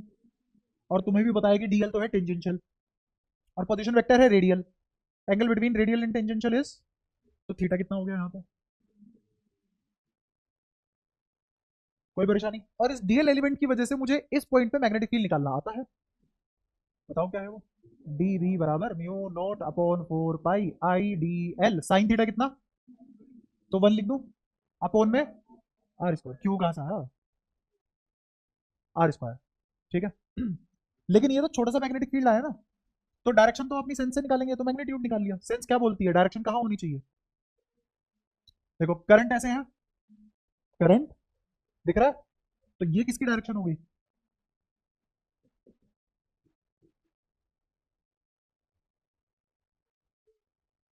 और तुम अगर इससे क्रॉस प्रोडक्ट से निकालना चाहो तो ऐसे निकाल लो, ये डीएल है, ये रहा डीएल। पाम किसकी तरफ होनी चाहिए? आर की तरफ। घुमा दो तो क्या आया? हाँ तो डोट ही आएगा ना, क्रॉस आएगा ही तो, दोनों से ही डोट आएगा।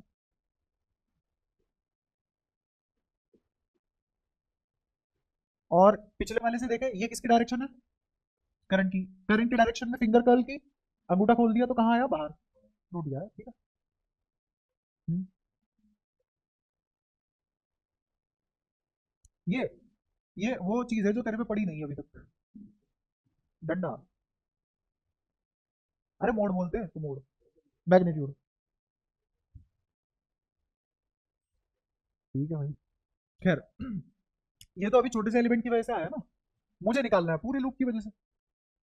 तो इस डीएल, कितने डीएल एलिमेंट बनाऊं कि पूरा लूप बन जाए?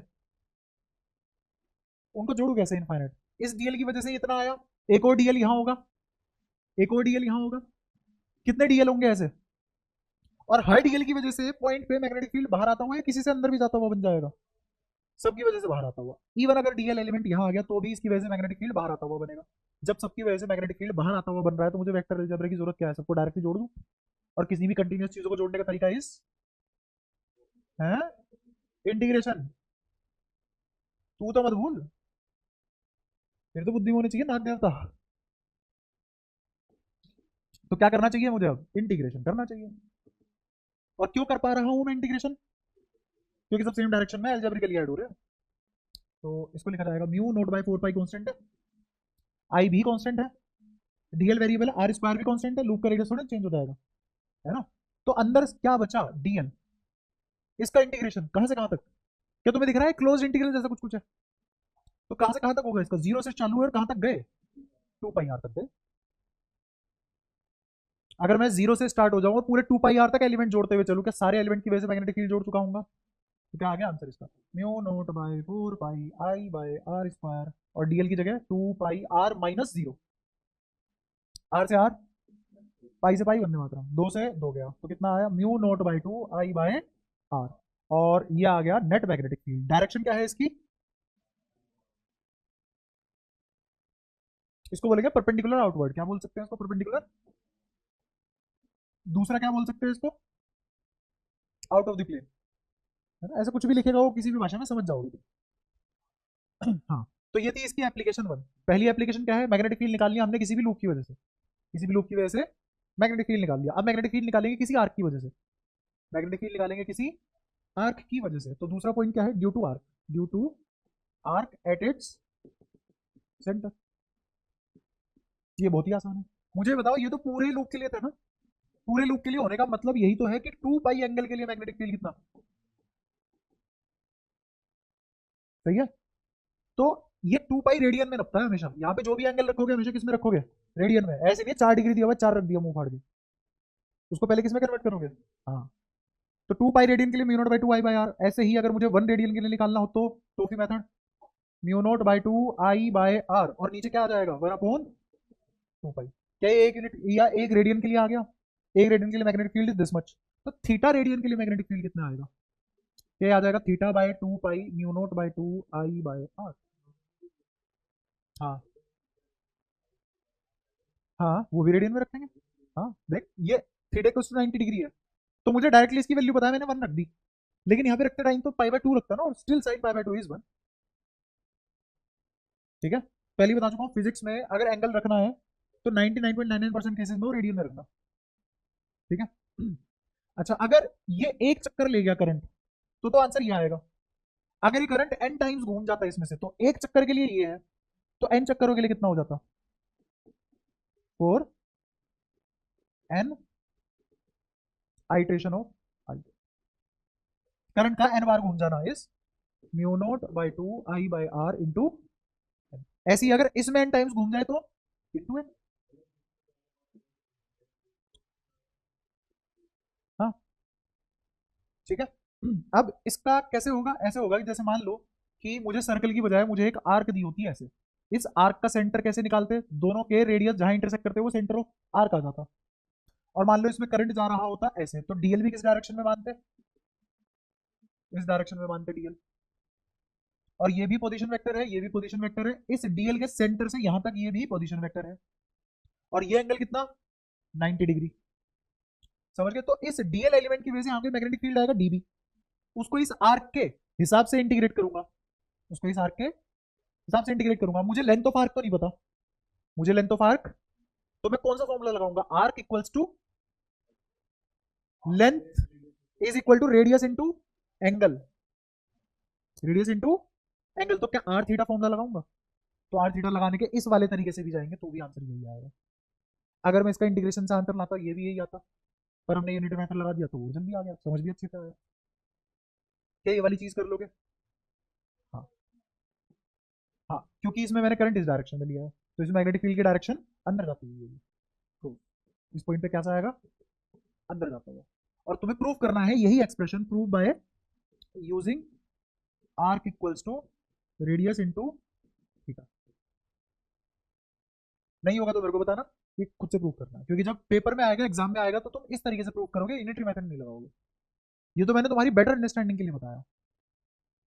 तो दूसरी एप्लीकेशन क्या थी, magnetic field eight centre of the earth. हाँ बोल, जल्दी बोल। मैग्नेटिक फील्ड 1/r² के प्रोपोर्शनल होता है, बिल्कुल सही बात है।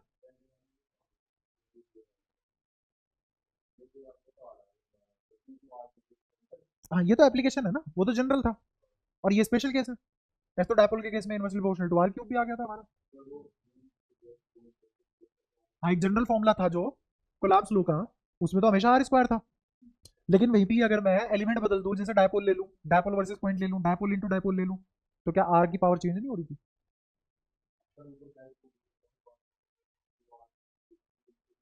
हाँ तो यहाँ भी तो काट ही रहा है, यहाँ भी तो काट रहा है। हाँ इधर आ, ये क्या करा हमने देख,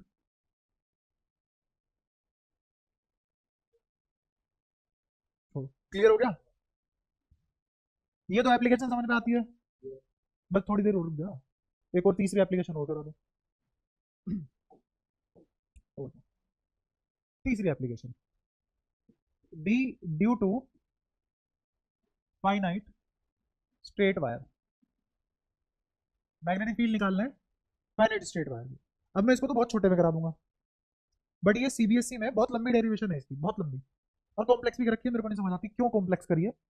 बट जो मैं लिखवाऊंगा अगर तुम इसको भी करके आओगे नंबर पूरे मिलेंगे, बट थोड़ा सा खोल के लिख के आना, ऐसा करना 1.5-2 पेज भरना है इसमें, मैं तो 4-5 आगे में निपटा दूंगा। हाँ ये आर्ट आती है, 3 लाइन का माल 3 पेज में कैसे फिट करते हैं, समझ गया। और ऐसा भी नहीं है खलनायक पिक्चर की कहानी लिख के आ रहा उधर, ये लिखना शुरू कर रहा है, एक तो लड़का एक लड़की दीवानी है, टीचर भी कुछ चलो बच्चा मोड बना के गया।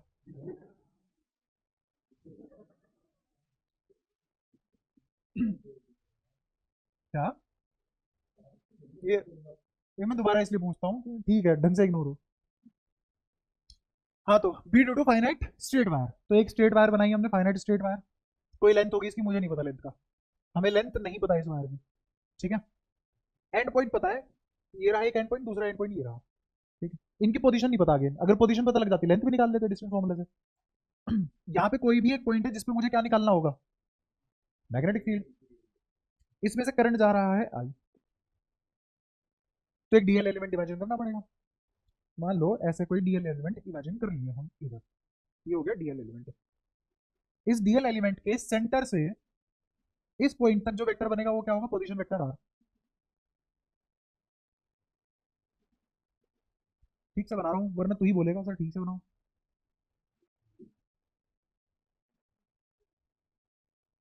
कोई नहीं मेरी गलती, सामने देख डीएल और ये पोजीशन वेक्टर, ठीक है। इतना में आता था, और मुझे यहाँ क्या निकालना है, मैग्नेटिक फील्ड। और मुझे ये भी पता है सारे के सारे मैग्नेटिक फील्ड कहाँ होंगे, हाँ तो निकाल ही लो ना, पता तो ही डायरेक्शन, इनवर्ड या outward, inward, magnetic field is perpendicularly inward, तो मैग्नेटिक फील्ड आया क्रॉस। क्या इस डीएल एलिमेंट की इसी पोजीशन पे क्रॉस आएगा, कहीं भी डीएल एलिमेंट ले लूं हर जगह इसकी वजह से क्रॉस आएगा, हर वजह से उसकी वजह से क्रॉस आएगा, यहाँ तो कोई इशू, ठीक है। तो हर पॉइंट मतलब हर डीएल की वजह से अगर इस पॉइंट पे मैग्नेटिक फील्ड हमेशा अंदर जाता हुआ होगा, तो सभी मैग्नेटिक फील्ड को क्या मैं सिंपली जोड़ सकता हूं एल्जेब्रिकली, देख ये डीएल वेक्टर, ये आर वेक्टर, इसे कटवा ले, फिर सीधा ही मजबूरी बन जाएगी, कभी गलत नहीं होगा फिर।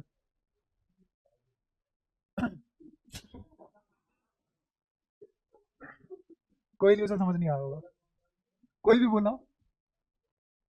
खैर बस यहाँ देखो सामने, बस सब ठीक हो जाएगा सामने देखो। क्या मैग्नेटिक फील्ड अंदर जाता हुआ आएगा, for every position of DL element magnetic field is perpendicular inward. Done. अब इन सबको मैं डायरेक्टली जोड़ दूंगा, क्यों? क्योंकि सबकी सब वेक्टर की डायरेक्शन सेम है। अगर किसी भी एक वेक्टर की डायरेक्शन उल्ट सुल्ट आ जाती तो मुझे कंपोनेंट करने पड़ते हैं, वेक्टर अलजेब्रा लगानी पड़ती, और वेक्टर अलजेब्रा में इंटीग्रेशन में आता नहीं है, तो कंपोनेंट ही तोड़ने पड़ते, जो हमने इलेक्ट्रिक फील्ड में किया था, इलेक्ट्रोस्टैटिक फील्ड में किया था। वहां पे जो वायर थी ऐसी, उसमें दो कंपोनेंट आए थे, यहाँ पे नहीं आ रहे। क्यों नहीं आ रहे कंपोनेंट? क्योंकि सभी की डायरेक्शन एक जैसी है, तो सीधा अपना इंटीग्रेशन काम कर जाएगा। और मुझे पता है इस डीएल एलिमेंट की वजह से इस पॉइंट पे क्या मैग्नेटिक फील्ड आता है, mu naught I upon 4 pi DL upon R square, बस।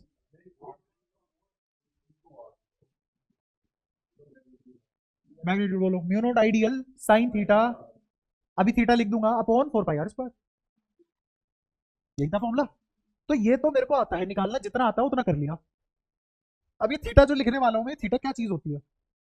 एंगल बिटवीन, बहुत ही बढ़िया। तो अब मेरे को बताओ इस डीएल और आर के बीच का एंगल क्या ये होगा? देखा? अभी परपेंडिकुलर ड्रॉप करते हैं यहाँ से यहाँ, क्या फायदा होगा इसका परपेंडिकुलर ड्रॉप करने का? परपेंडिकुलर कभी भी नहीं चेंज होगा। मेरे डीएल एलिमेंट की पोजीशन चेंज होने पे कौन कौन बदलेगा? आर वेक्टर बदलेगा, एंगल बदलेगा, हाँ बदलेगा, बदलेगा, एंगल भी बदलेगा, आर वेक्टर भी बदलेगा, और इस परपेंडिकुलर से यहां तक की दूरी भी बदलेगी। क्या डीएल बदलती है? सारी चीजें बदल रही है, लेकिन क्या नहीं बदला? ये परपेंडिकुलर दूरी। इसीलिए मैं इस परपेंडिकुलर दूरी को रेफरेंस बना के इसके हिसाब से डेरिवेशन करने वाला हूं। दो तरीके से डेरिवेशन होती है, एक तो भाई ठीक है हमने रट ली, कोई लॉजिक नहीं, कुछ नहीं भाई, ये क्यों डाला परपेंडिकुलर? तुम्हारी बुद्धि में कहां से आ गया परपेंडिकुलर डालना? ऐसे आया, क्योंकि एक ऐसी रेफरेंस लाइन बन सकती है जो कभी भी नहीं बदलेगी। डीएल कहीं भी ले लो, ये लाइन नहीं बदलेगी। अगर इसका नाम एक्स रख दिया तो ये एक्स ही रहेगा, ये बदलेगा नहीं। अगर मैं इंटीग्रेशन करूंगा ये एक्स बाहर आ जाएगा इंटीग्रेशन से, समझ में आ रहा है? इस एंगल को लिया मैंने थीटा, इस एंगल को क्या लिया? थीटा, और ये क्या है? कैसे पता?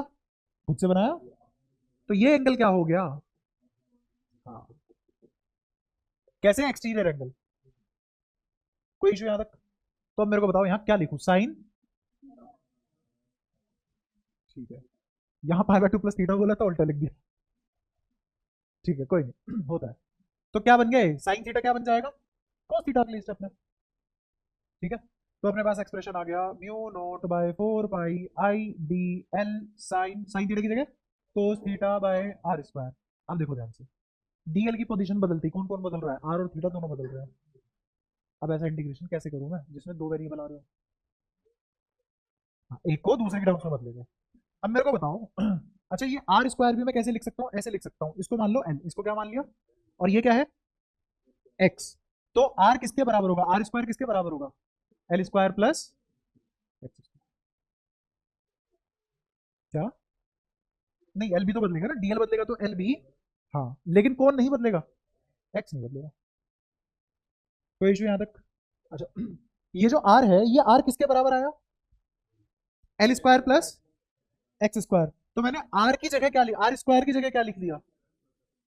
का होल स्क्वायर लिखूं? क्यों? क्योंकि स्क्वायर से रूट हट गया। सबको समझ आया ना?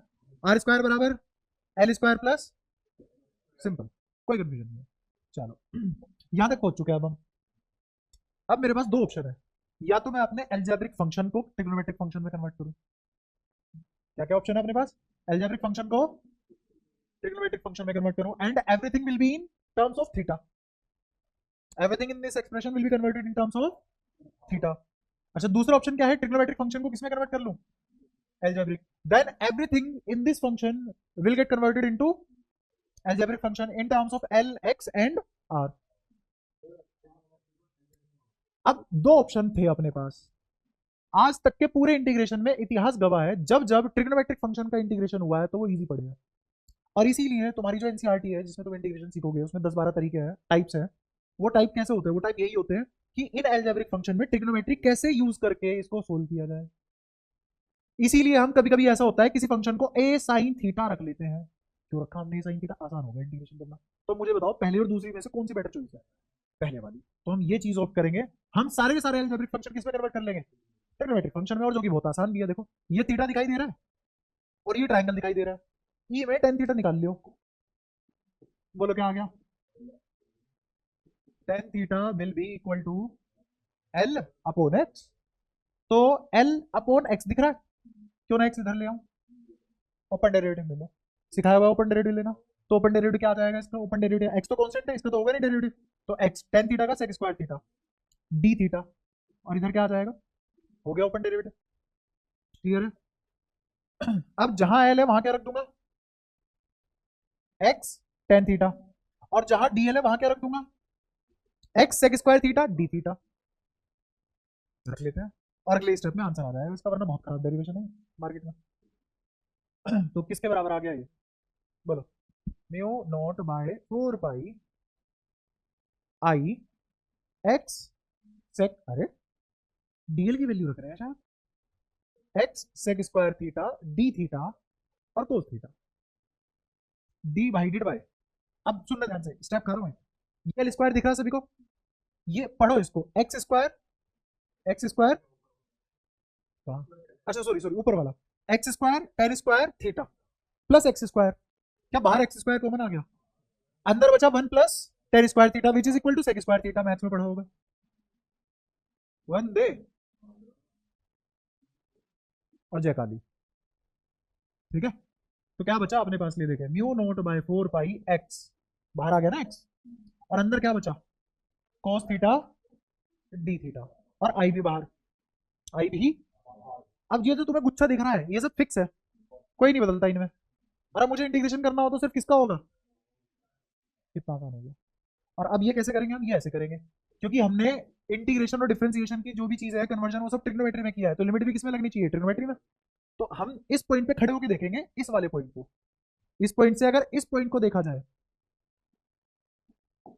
सुंदर लगेगा, इसे पॉइंट ही सुंदर लग रहे हैं, तब यही रहेगा गोगलपुरी।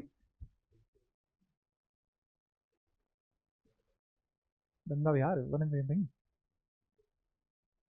क्या डिफरेंस है?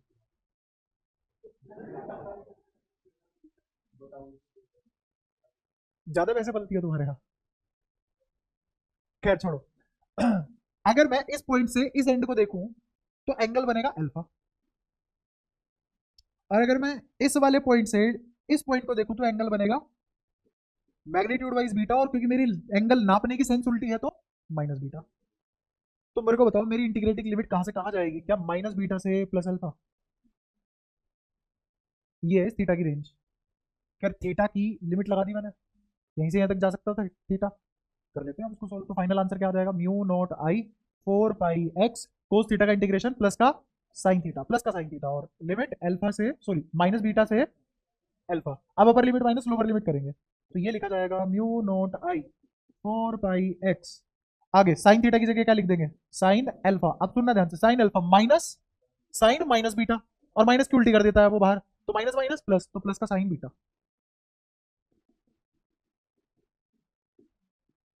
ये आ गया आंसर। इतने छोटे में मत करते हैं।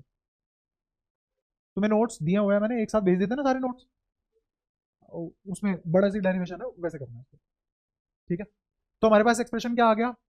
फाइनल एक्सप्रेशन लिख लेते हैं। Magnetic field is equal to mu naught upon में 4 पाई एक्स ऊपर आई, और अंदर क्या बचा? Sign alpha plus sine beta.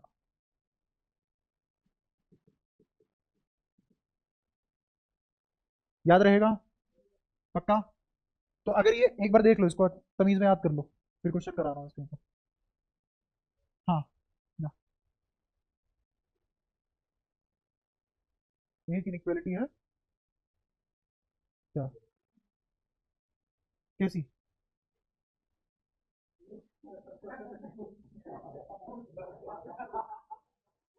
ये वही वाले लोग हैं, सुबह सुबह भाई खेत में जा रहा है मुझे भी ले चल।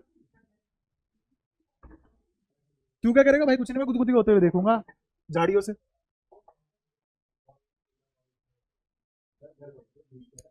इतनी बातें मत कर कि नेचर पोल यही भी पोल हो जाए, उसकी होल्ड ही ना हो पाए तो देखो तो कैसी बात कर रहा है, पागल पागल है क्या? हाँ हाँ। आओ इनफाइनाइट के लिए देखो क्या करना है, मैं क्यों नहीं करा रहा, सुनना ध्यान से। अल्फा क्या हो जाएगा इन्फिनिटी के लिए? 90 हो जाएगा। बीटा क्या हो जाएगा इन्फिनिटी के लिए? रख दे यहाँ, साइन 90 प्लस साइन 90 इज 2, 2 से 2 घटा तो क्या आ गया, म्यू नॉट आई बाय 2 पाई, है ना वो?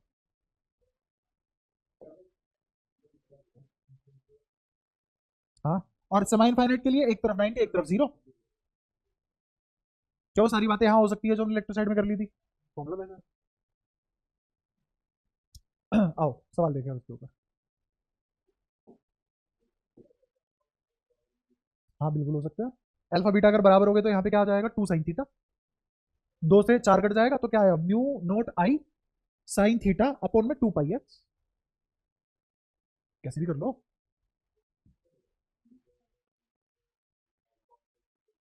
हाँ, अगर ये सेंटर पे आ गया तो अल्फा बीटा बराबर बराबर हो जाएंगे, कोई दिक्कत ही नहीं है उसमें। ठीक है, तो जैसा भी हमें सिचुएशन होगी हम इस फॉर्मूले में पुट करेंगे, अपने आप आ जाएगी। तो मैं केस बनवा के उसको लंबा चौड़ा खींचूंगा। लग रहा है स्क्वायर सा। ई में करंट दौड़ रहा है आई,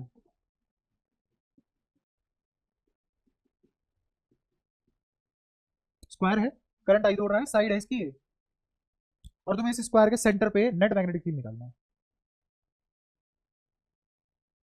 to find the net magnetic field at the centre of this square. आओ करते हैं, देखो साथ साथ करते चलो। यहाँ की सेंटर होगा इसका, आप निकालते हैं सबसे पहले डायरेक्शन। इस एलिमेंट की वजह से, इस फाइनाइट वायर की वजह से डायरेक्शन क्या होगी यहाँ, डीएल क्या इस डायरेक्शन में मान लूंगा, ये रहा डीएल, कहाँ होगी, अपवर्ड होगी, तो ऐसे करके मेजर कर लिया तुमने। यहाँ पे क्या आएगा, डॉट बाहर की तरफ। अच्छा इस वाली वायर की वजह से और इस वाली वायर की वजह से, इसका मतलब सबकी वजह से आ तो बाहर ही रही है, बाद में जोड़ देंगे, 4 गुना कर देंगे एक से निकाल के, एक से निकालेंगे और बाद में 4 गुना कर देंगे। समझ में आती है वाली बात? ठीक है। अब इस पॉइंट से इस वाले एंड को देखो, और इसी पॉइंट से इस वाले एंड को देखो, और परपेंडिकुलर डाल दो बीच में। क्या ऐसी ही की थी हमने डेरिवेशन, डेरिवेशन ऐसी हुई थी, ये एंगल 90 डिग्री, ये 45, ये भी 45, क्यों, स्क्वायर है, होता ही है ऐसा। ठीक है। अब क्या करें, फॉर्मूला लगा देते हैं, बहुत ही आसान, म्यू नॉट बाय 4 पाई, ऊपर आई, नीचे एक्स, एक्स कौन था यहाँ पे, perpendicular distance between wire and point of magnetic field, तो ये वाली दूरी कितनी है, ए बाय 2, तो यहाँ क्या आ जाएगा नीचे, A by 2 into sine alpha plus sine beta, alpha beta बराबर है 45 है, तो क्या मैं लिख सकता हूँ 2 साइन 45, और 2 साइन 45 इज 2 बाई रूट 2। हाँ तुरंत 2 आ गया है ना। क्या इस 2 से 4 काट दूं, तो 2 पाई ए बच गया, और ये वाले 2 से ये वाला 2 हट गया, और sine 45 2 by, sorry by 1 by root 2 आ गया, और 1 बाय रूट 2 को नीचे नहीं छोड़ते, रैशनल नंबर है तो ऊपर भी रूट 2 नीचे भी रूट 2, तो ये तो हो गया 2, और ऊपर आ गया रूट 2, तो root 2 by 2 mu naught I upon में पाई, आंसर। ये तो एक वायर की वजह से आ गया। अब बी नेट कितना आ जाएगा, 4 times root 2 by 2 mu naught I by A, तो फाइनली तुरंत ही आया, फाइव कहाँ गया, आ गया, तो आ गया, कोई दिक्कत, आसानी है। एक तुम करो, तुम क्या करो, यही करवाओ, बोल, एक और बार करना पलट दिया।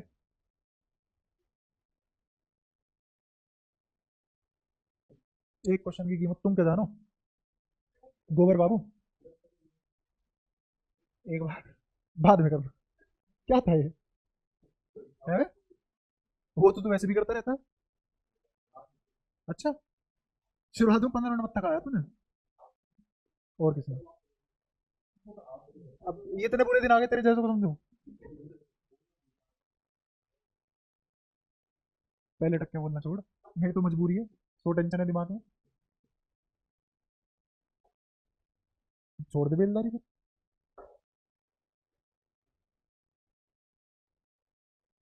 कोई नहीं, समझाने दो। ये इक्विलेटरल ट्रायंगल है, साइड ए है, इक्विलेटरल ट्रायंगल है जिसकी साइड ए है। तो इसके सेंट्रोइड में नेट मैग्नेटिक फील्ड निकालना है, बी नेट एट सेंट्रोइड। अब बताओ कैसे करेंगे इसको। तो सेंट्रोइड यहाँ के यहाँ आएगा इसका। अब तुम्हें पता है इक्विलेटरल ट्रायंगल में एक टर्म होती है, एक चीज होती है जिसका नाम होता है a/√3। अब a/√3 क्या है ये नहीं पता, अब बता क्या होता है a/√3। इक्विलेटरल ट्रायंगल में अगर इसकी साइड ए है, साइड क्या है ए, तो a/√3 क्या होता है। अब ये तो याद है a/√3 कुछ तो होता है, बता बता बता। ये दूरी, अच्छा पूरी दूरी, हाँ सर ग्राम। पगलेट भी पगलेट ही होता है, चांद बैठा रहा पूरी।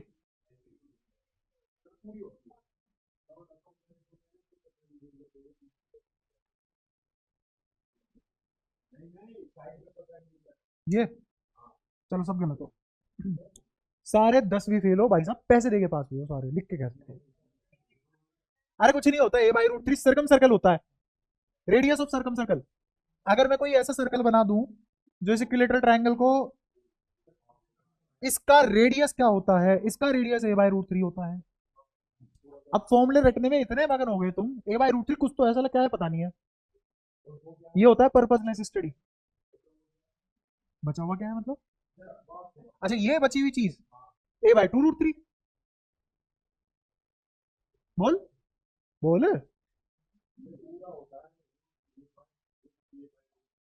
ये पूरा होता है, ये पूरा, हाँ हाँ √3/2 होता है ये। 2:1 में बांटते हैं ऐसे। नीचे वाला a√3 नहीं आता भाई मेरे, ये वाला a√3 आएगा। आओ चल देखो, इतना भी क्या टेंशन लेना। आओ यहां से एक परपेंडिकुलर ड्रॉप कर दूं, ये 90 डिग्री। सवाल तो होता रहेगा, पहले 10 भी पढ़ लेते हैं। ये कितना, ये ज्वाइन कर दिया, ये एंगल कितना, कौन सा है। हम्म, अरे कोई नहीं, ये एक साथ इकट्ठी बैठेंगे एक बारी में। 30 डिग्री क्यों, क्योंकि चुप, सामने देखो, altitude, median, angle bisector, perpendicular bisector, side bisector, ये चारों की चारों एक ही चीज होती है इक्विलेटरल ट्रायंगल में।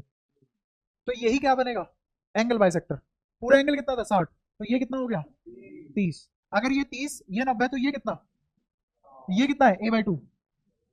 ये क्या है हाइपोटेन्यूज, कोस थीटा किसके बराबर होता है b/h। बेस बेस कितना है a/2, और हाइपोटेन्यूज निकालना है, तो हाइपोटेन्यूज कितना आ गया कोस थीटा, मतलब कोस 30, कोस, और कोस 30 की वैल्यू, कोनो परेशानी। अब मेरे को बताओ हाइपोटेन्यूज क्या आएगा, a/2 अपॉन में √3/2। तो क्या ये a/√3 आ गया, कौन हाइपोटेन्यूज। अब प्रूफ के आगे भी कुछ बोलेगा क्या,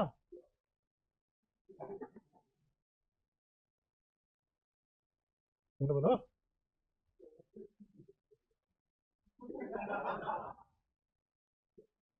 यार ये सब पढ़ोगे क्या मेरे से। 10वीं का बैच जब शुरू करूंगा ना जिंदगी में गरीबी में, तब आइयो तू पढ़ने, फिर बाद में पढ़ियो 12वीं, अभी नहीं हुए तुम 12वीं पढ़ने लायक। सच तो तेरे से निकल दो, हवा के अलावा कुछ नहीं।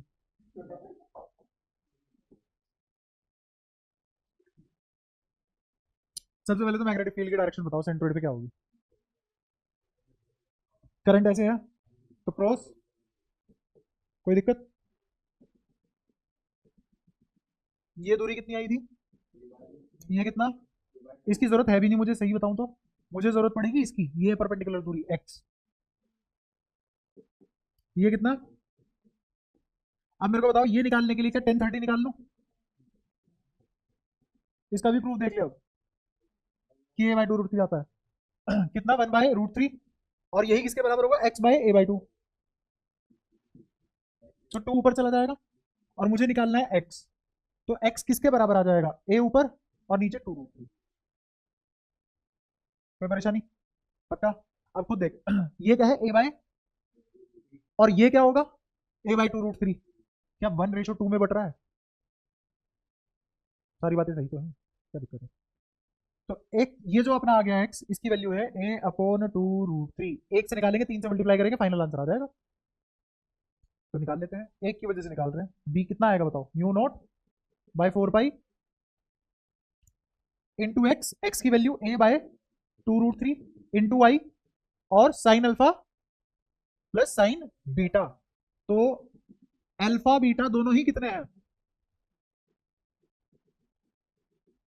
एक बात बता, 30 कैसे हो जाएंगे जब 30 ही है, 90 ये है, 60 नहीं होगा? तो कहाँ हो तुम, क्या पागल वागल हो गया बिल्कुल ही? तो कितना आ जाएगा? 2 sin 60। अगर बेच के ही आते हो बिल्कुल। अब जो कट रहा है काट लो। साइन 60 डिग्री कितना होगा? √3/2। तो ये दो और ये दो खत्म, ये वाला 2, ये वाला 4, और √3 3 हो गया। तो क्या आ गया? 3/2 mu naught I by pi A, और पीछे कुछ भी नहीं बचा। हो गया ना सब? हाँ ठीक है, हो गया। और ये तो एक वायर की वजह से था, तो बी नेट किसके बराबर आ जाएगा? 3 इंटू, लिख दो direct, 9/2 mu naught I by pi A. कोई दिक्कत यहाँ तक क्लियर है? सारी बातें श्योरिटी है?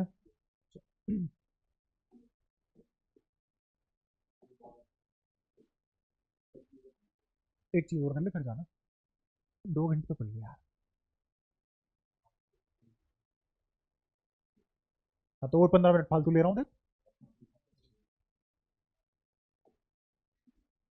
इसे भरोसा है मतलब? आए दिन इसके साथ होता रहता हो भाई। उसकी है। हो गया, आ जाओ। बट गया तू अब।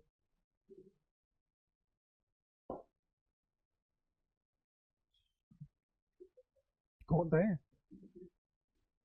ये ऐसा लगता है जैसे मैं लेबर वेबर इकट्ठे कर लिया यहाँ लेबर चौक से, और बिठा के जबरदस्ती पढ़ा रहा हूँ। और हरकतों से मजबूर मजबूर है, सारे मजबूर है हरकतों से। बढ़िया बच्चा है तू, बस पढ़ता नहीं है। बढ़िया बच्चा, बस पढ़ता नहीं। आओ।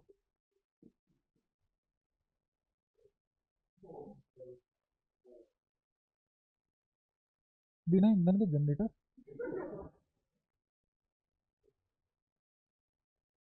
यहाँ से करंट आई आया, यहाँ से करंट आई निकल गया। तुम्हें इस सर्कल के सेंटर पे मैग्नेटिक फील्ड बताना है क्या होगा।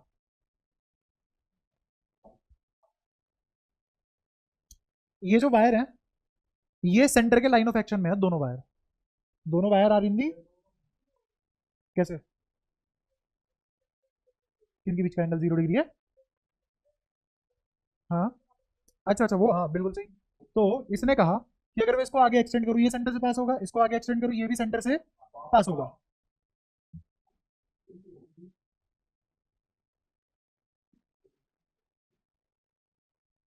ठीक है, तो मैं डीएल इधर मानूंगा, इसका डीएल इधर मानूंगा, इसके लिए 180, इसके लिए 0 डिग्री। तो इस वायर की वजह से यहां, इसको बोल देते हैं वायर 1, इसको बोल देते हैं वायर 2। अच्छा, ये जो लूप है इसके बारे में एक और चीज गिवन है, गिवन है कि ये यूनिफॉर्म क्रॉस सेक्शन का है। Uniform cross section and uniform material. Uniform material मतलब, अगर ये वायर स्टील की है तो पूरा का पूरा सेटअप स्टील का है, आयरन का है तो पूरा सेटअप आयरन का है, कॉपर का है तो पूरा सेटअप कॉपर का है। तो through out the setup material और क्रॉस सेक्शन सेम है। कोई परेशानी इसमें? ठीक है। तो मेरे को बताओ, वायर 1 की वजह से बी कितना आ गया? बी वायर 1 की वजह से, बी वायर 2 की वजह से, और ये जो लूप है इसमें, इस लूप की वजह से भी तो आएगा सेंटर पे मैग्नेटिक फील्ड, वो कितना? अच्छा, ऊपर वाले की वजह से नहीं आएगा, नीचे ऊपर चूड़ी पहन ली, नीचे वाले नहीं पहनी।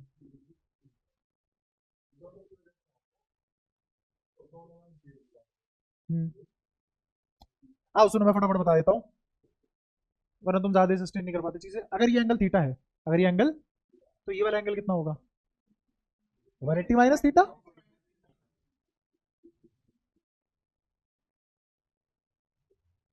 देख सकते हैं ऐसा?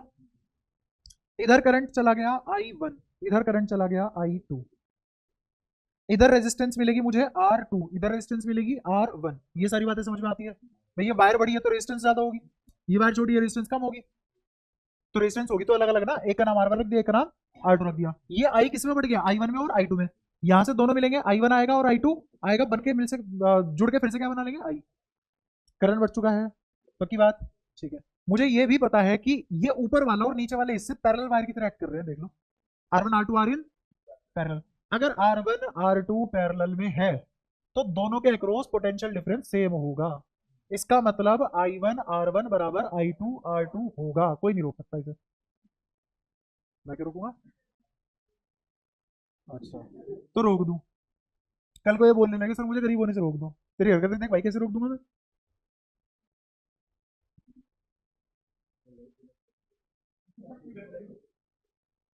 इग्नोर करो ना,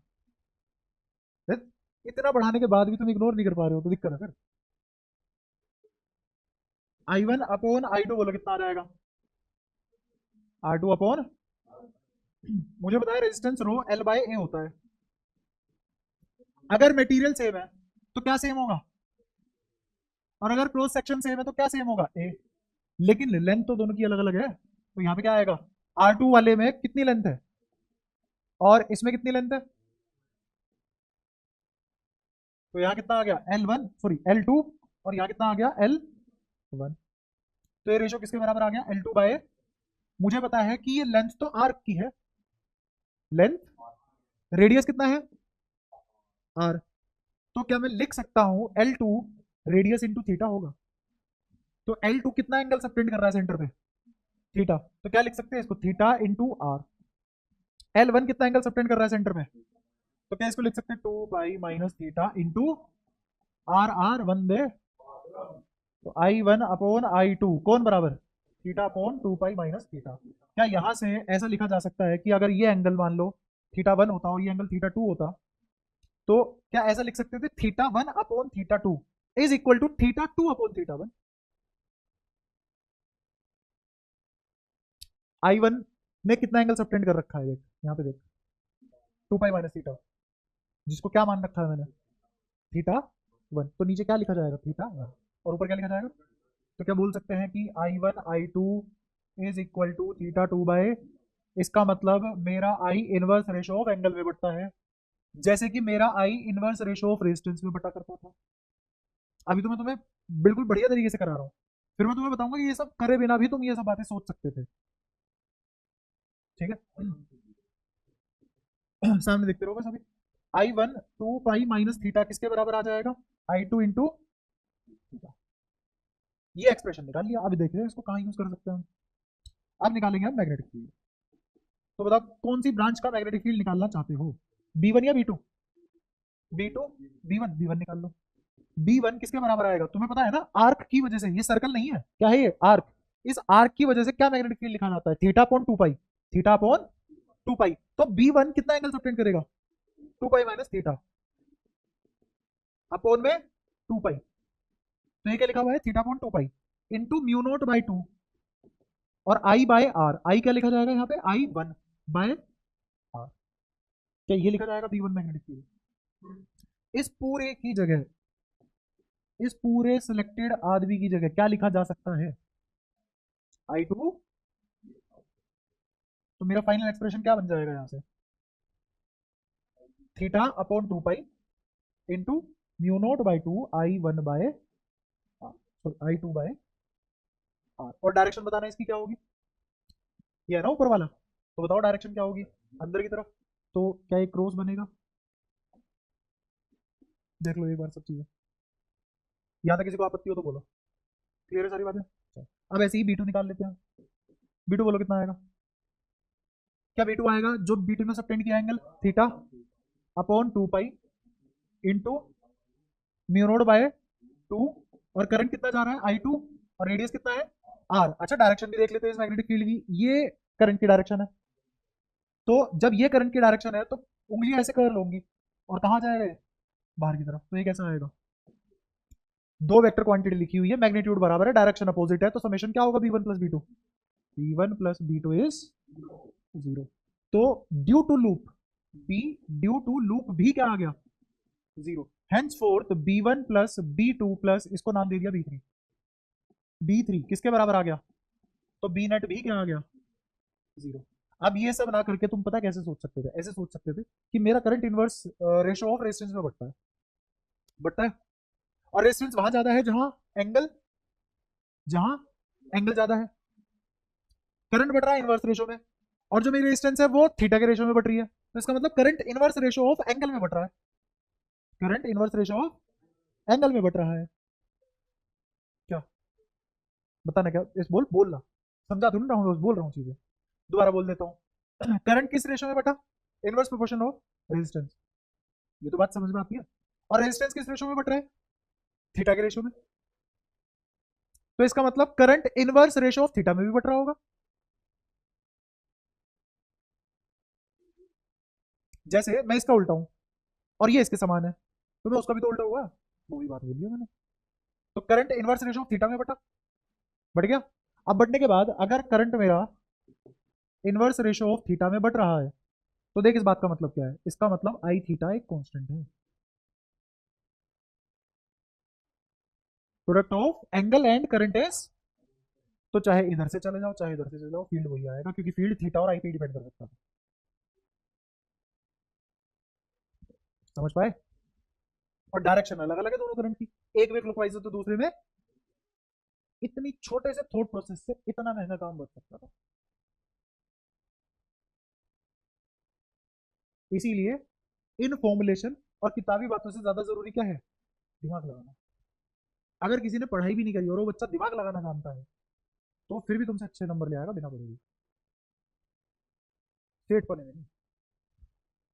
गल्ले का दिमाग अलग होता है, क्लासरूम का अलग। ये सारी बातें समझ में आती है। एक सर्कल को एन साइडेड पॉलीगन बोला जा सकता है क्या?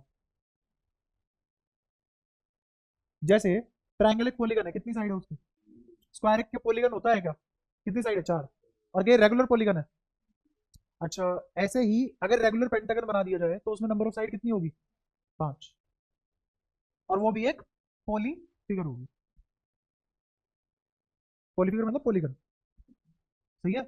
ऐसे ही अगर एन बराबर इनफाइनाइट कर दूं और हर साइड अपने आप में बराबर है, रेगुलर का मतलब होता है सारी साइड आपस में बराबर है, तो क्या बनेगा? सर्कल। तो क्या?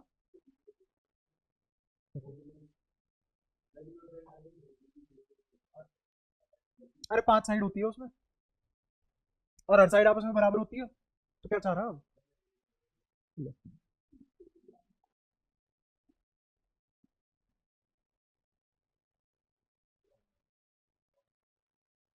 ये नॉलेज है अब तुम्हारी, तुम्हें पेंटागन बनवा के दिखवाना है।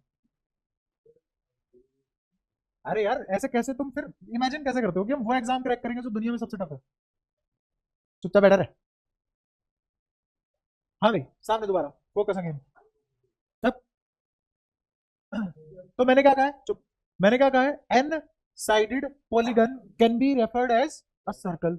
Regular one. रेगुलर में क्या खास बात होती है? सारी साइड बराबर होती है। तो जो बात तो जो बात सर्कल के लिए सही है, वो हर रेगुलर पॉलीगन के लिए भी सही होगी, वो ट्राइंगल के लिए भी सही होगी, वो स्क्वायर के लिए भी सही होगी, हेक्सागन के लिए भी सही होगी, पेंटागन के लिए भी सही होगी। देख लेते हैं।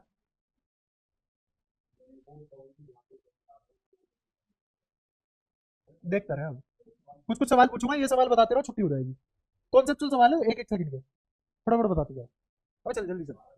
ये आई, यहाँ से जाएगा यहाँ से आएगा, कोई दिक्कत? तुम्हें बताना है बी, इस पे सेंटर पे, ओ सर्कल सेंटर ऑफ स्क्वायर पे बी नेट क्या होगा? जल्दी बोलो। इसकी वजह से बोलो कितना? इसकी वजह से और इस ब्रांच की वजह से नेट। ऊपर से कोई बनेगा क्लॉकवाइज, नीचे से कोई बनेगा एंटी क्लॉकवाइज, जो भी बनेगा, है ना, एक क्रॉस होगा और एक डॉट होगा, और दोनों मैग्नीट्यूड वाइज बराबर होंगे। क्यों? क्योंकि product of current and angle is constant. तो क्या आ गया? फिर से जीरो। तो क्या बी नेट जीरो आ गया? लेकिन ये बात तभी सही है जब ये मटेरियल और क्रॉस सेक्शन सेम हो। मटेरियल क्रॉस सेक्शन सेम हो। एक और सवाल देखो।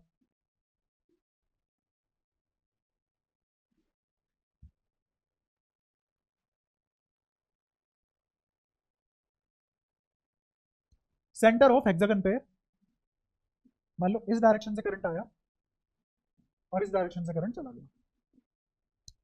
बताओ यहाँ पे नेट मैग्नेटिक फील्ड क्या होगा? इसकी वजह से, इसकी वजह से, एंगल जीरो और पाई बनने की वजह से, है ना? अच्छा, अब यहाँ से अगर मैं घूम के जाऊँ तो उसकी वजह से कोई मैग्नेटिक फील्ड आएगा, और यहाँ से घूम के जाऊँ तो उसकी वजह से कोई मैग्नेटिक फील्ड आएगा, और दोनों में करंट और थीटा का प्रोडक्ट कांस्टेंट होगा।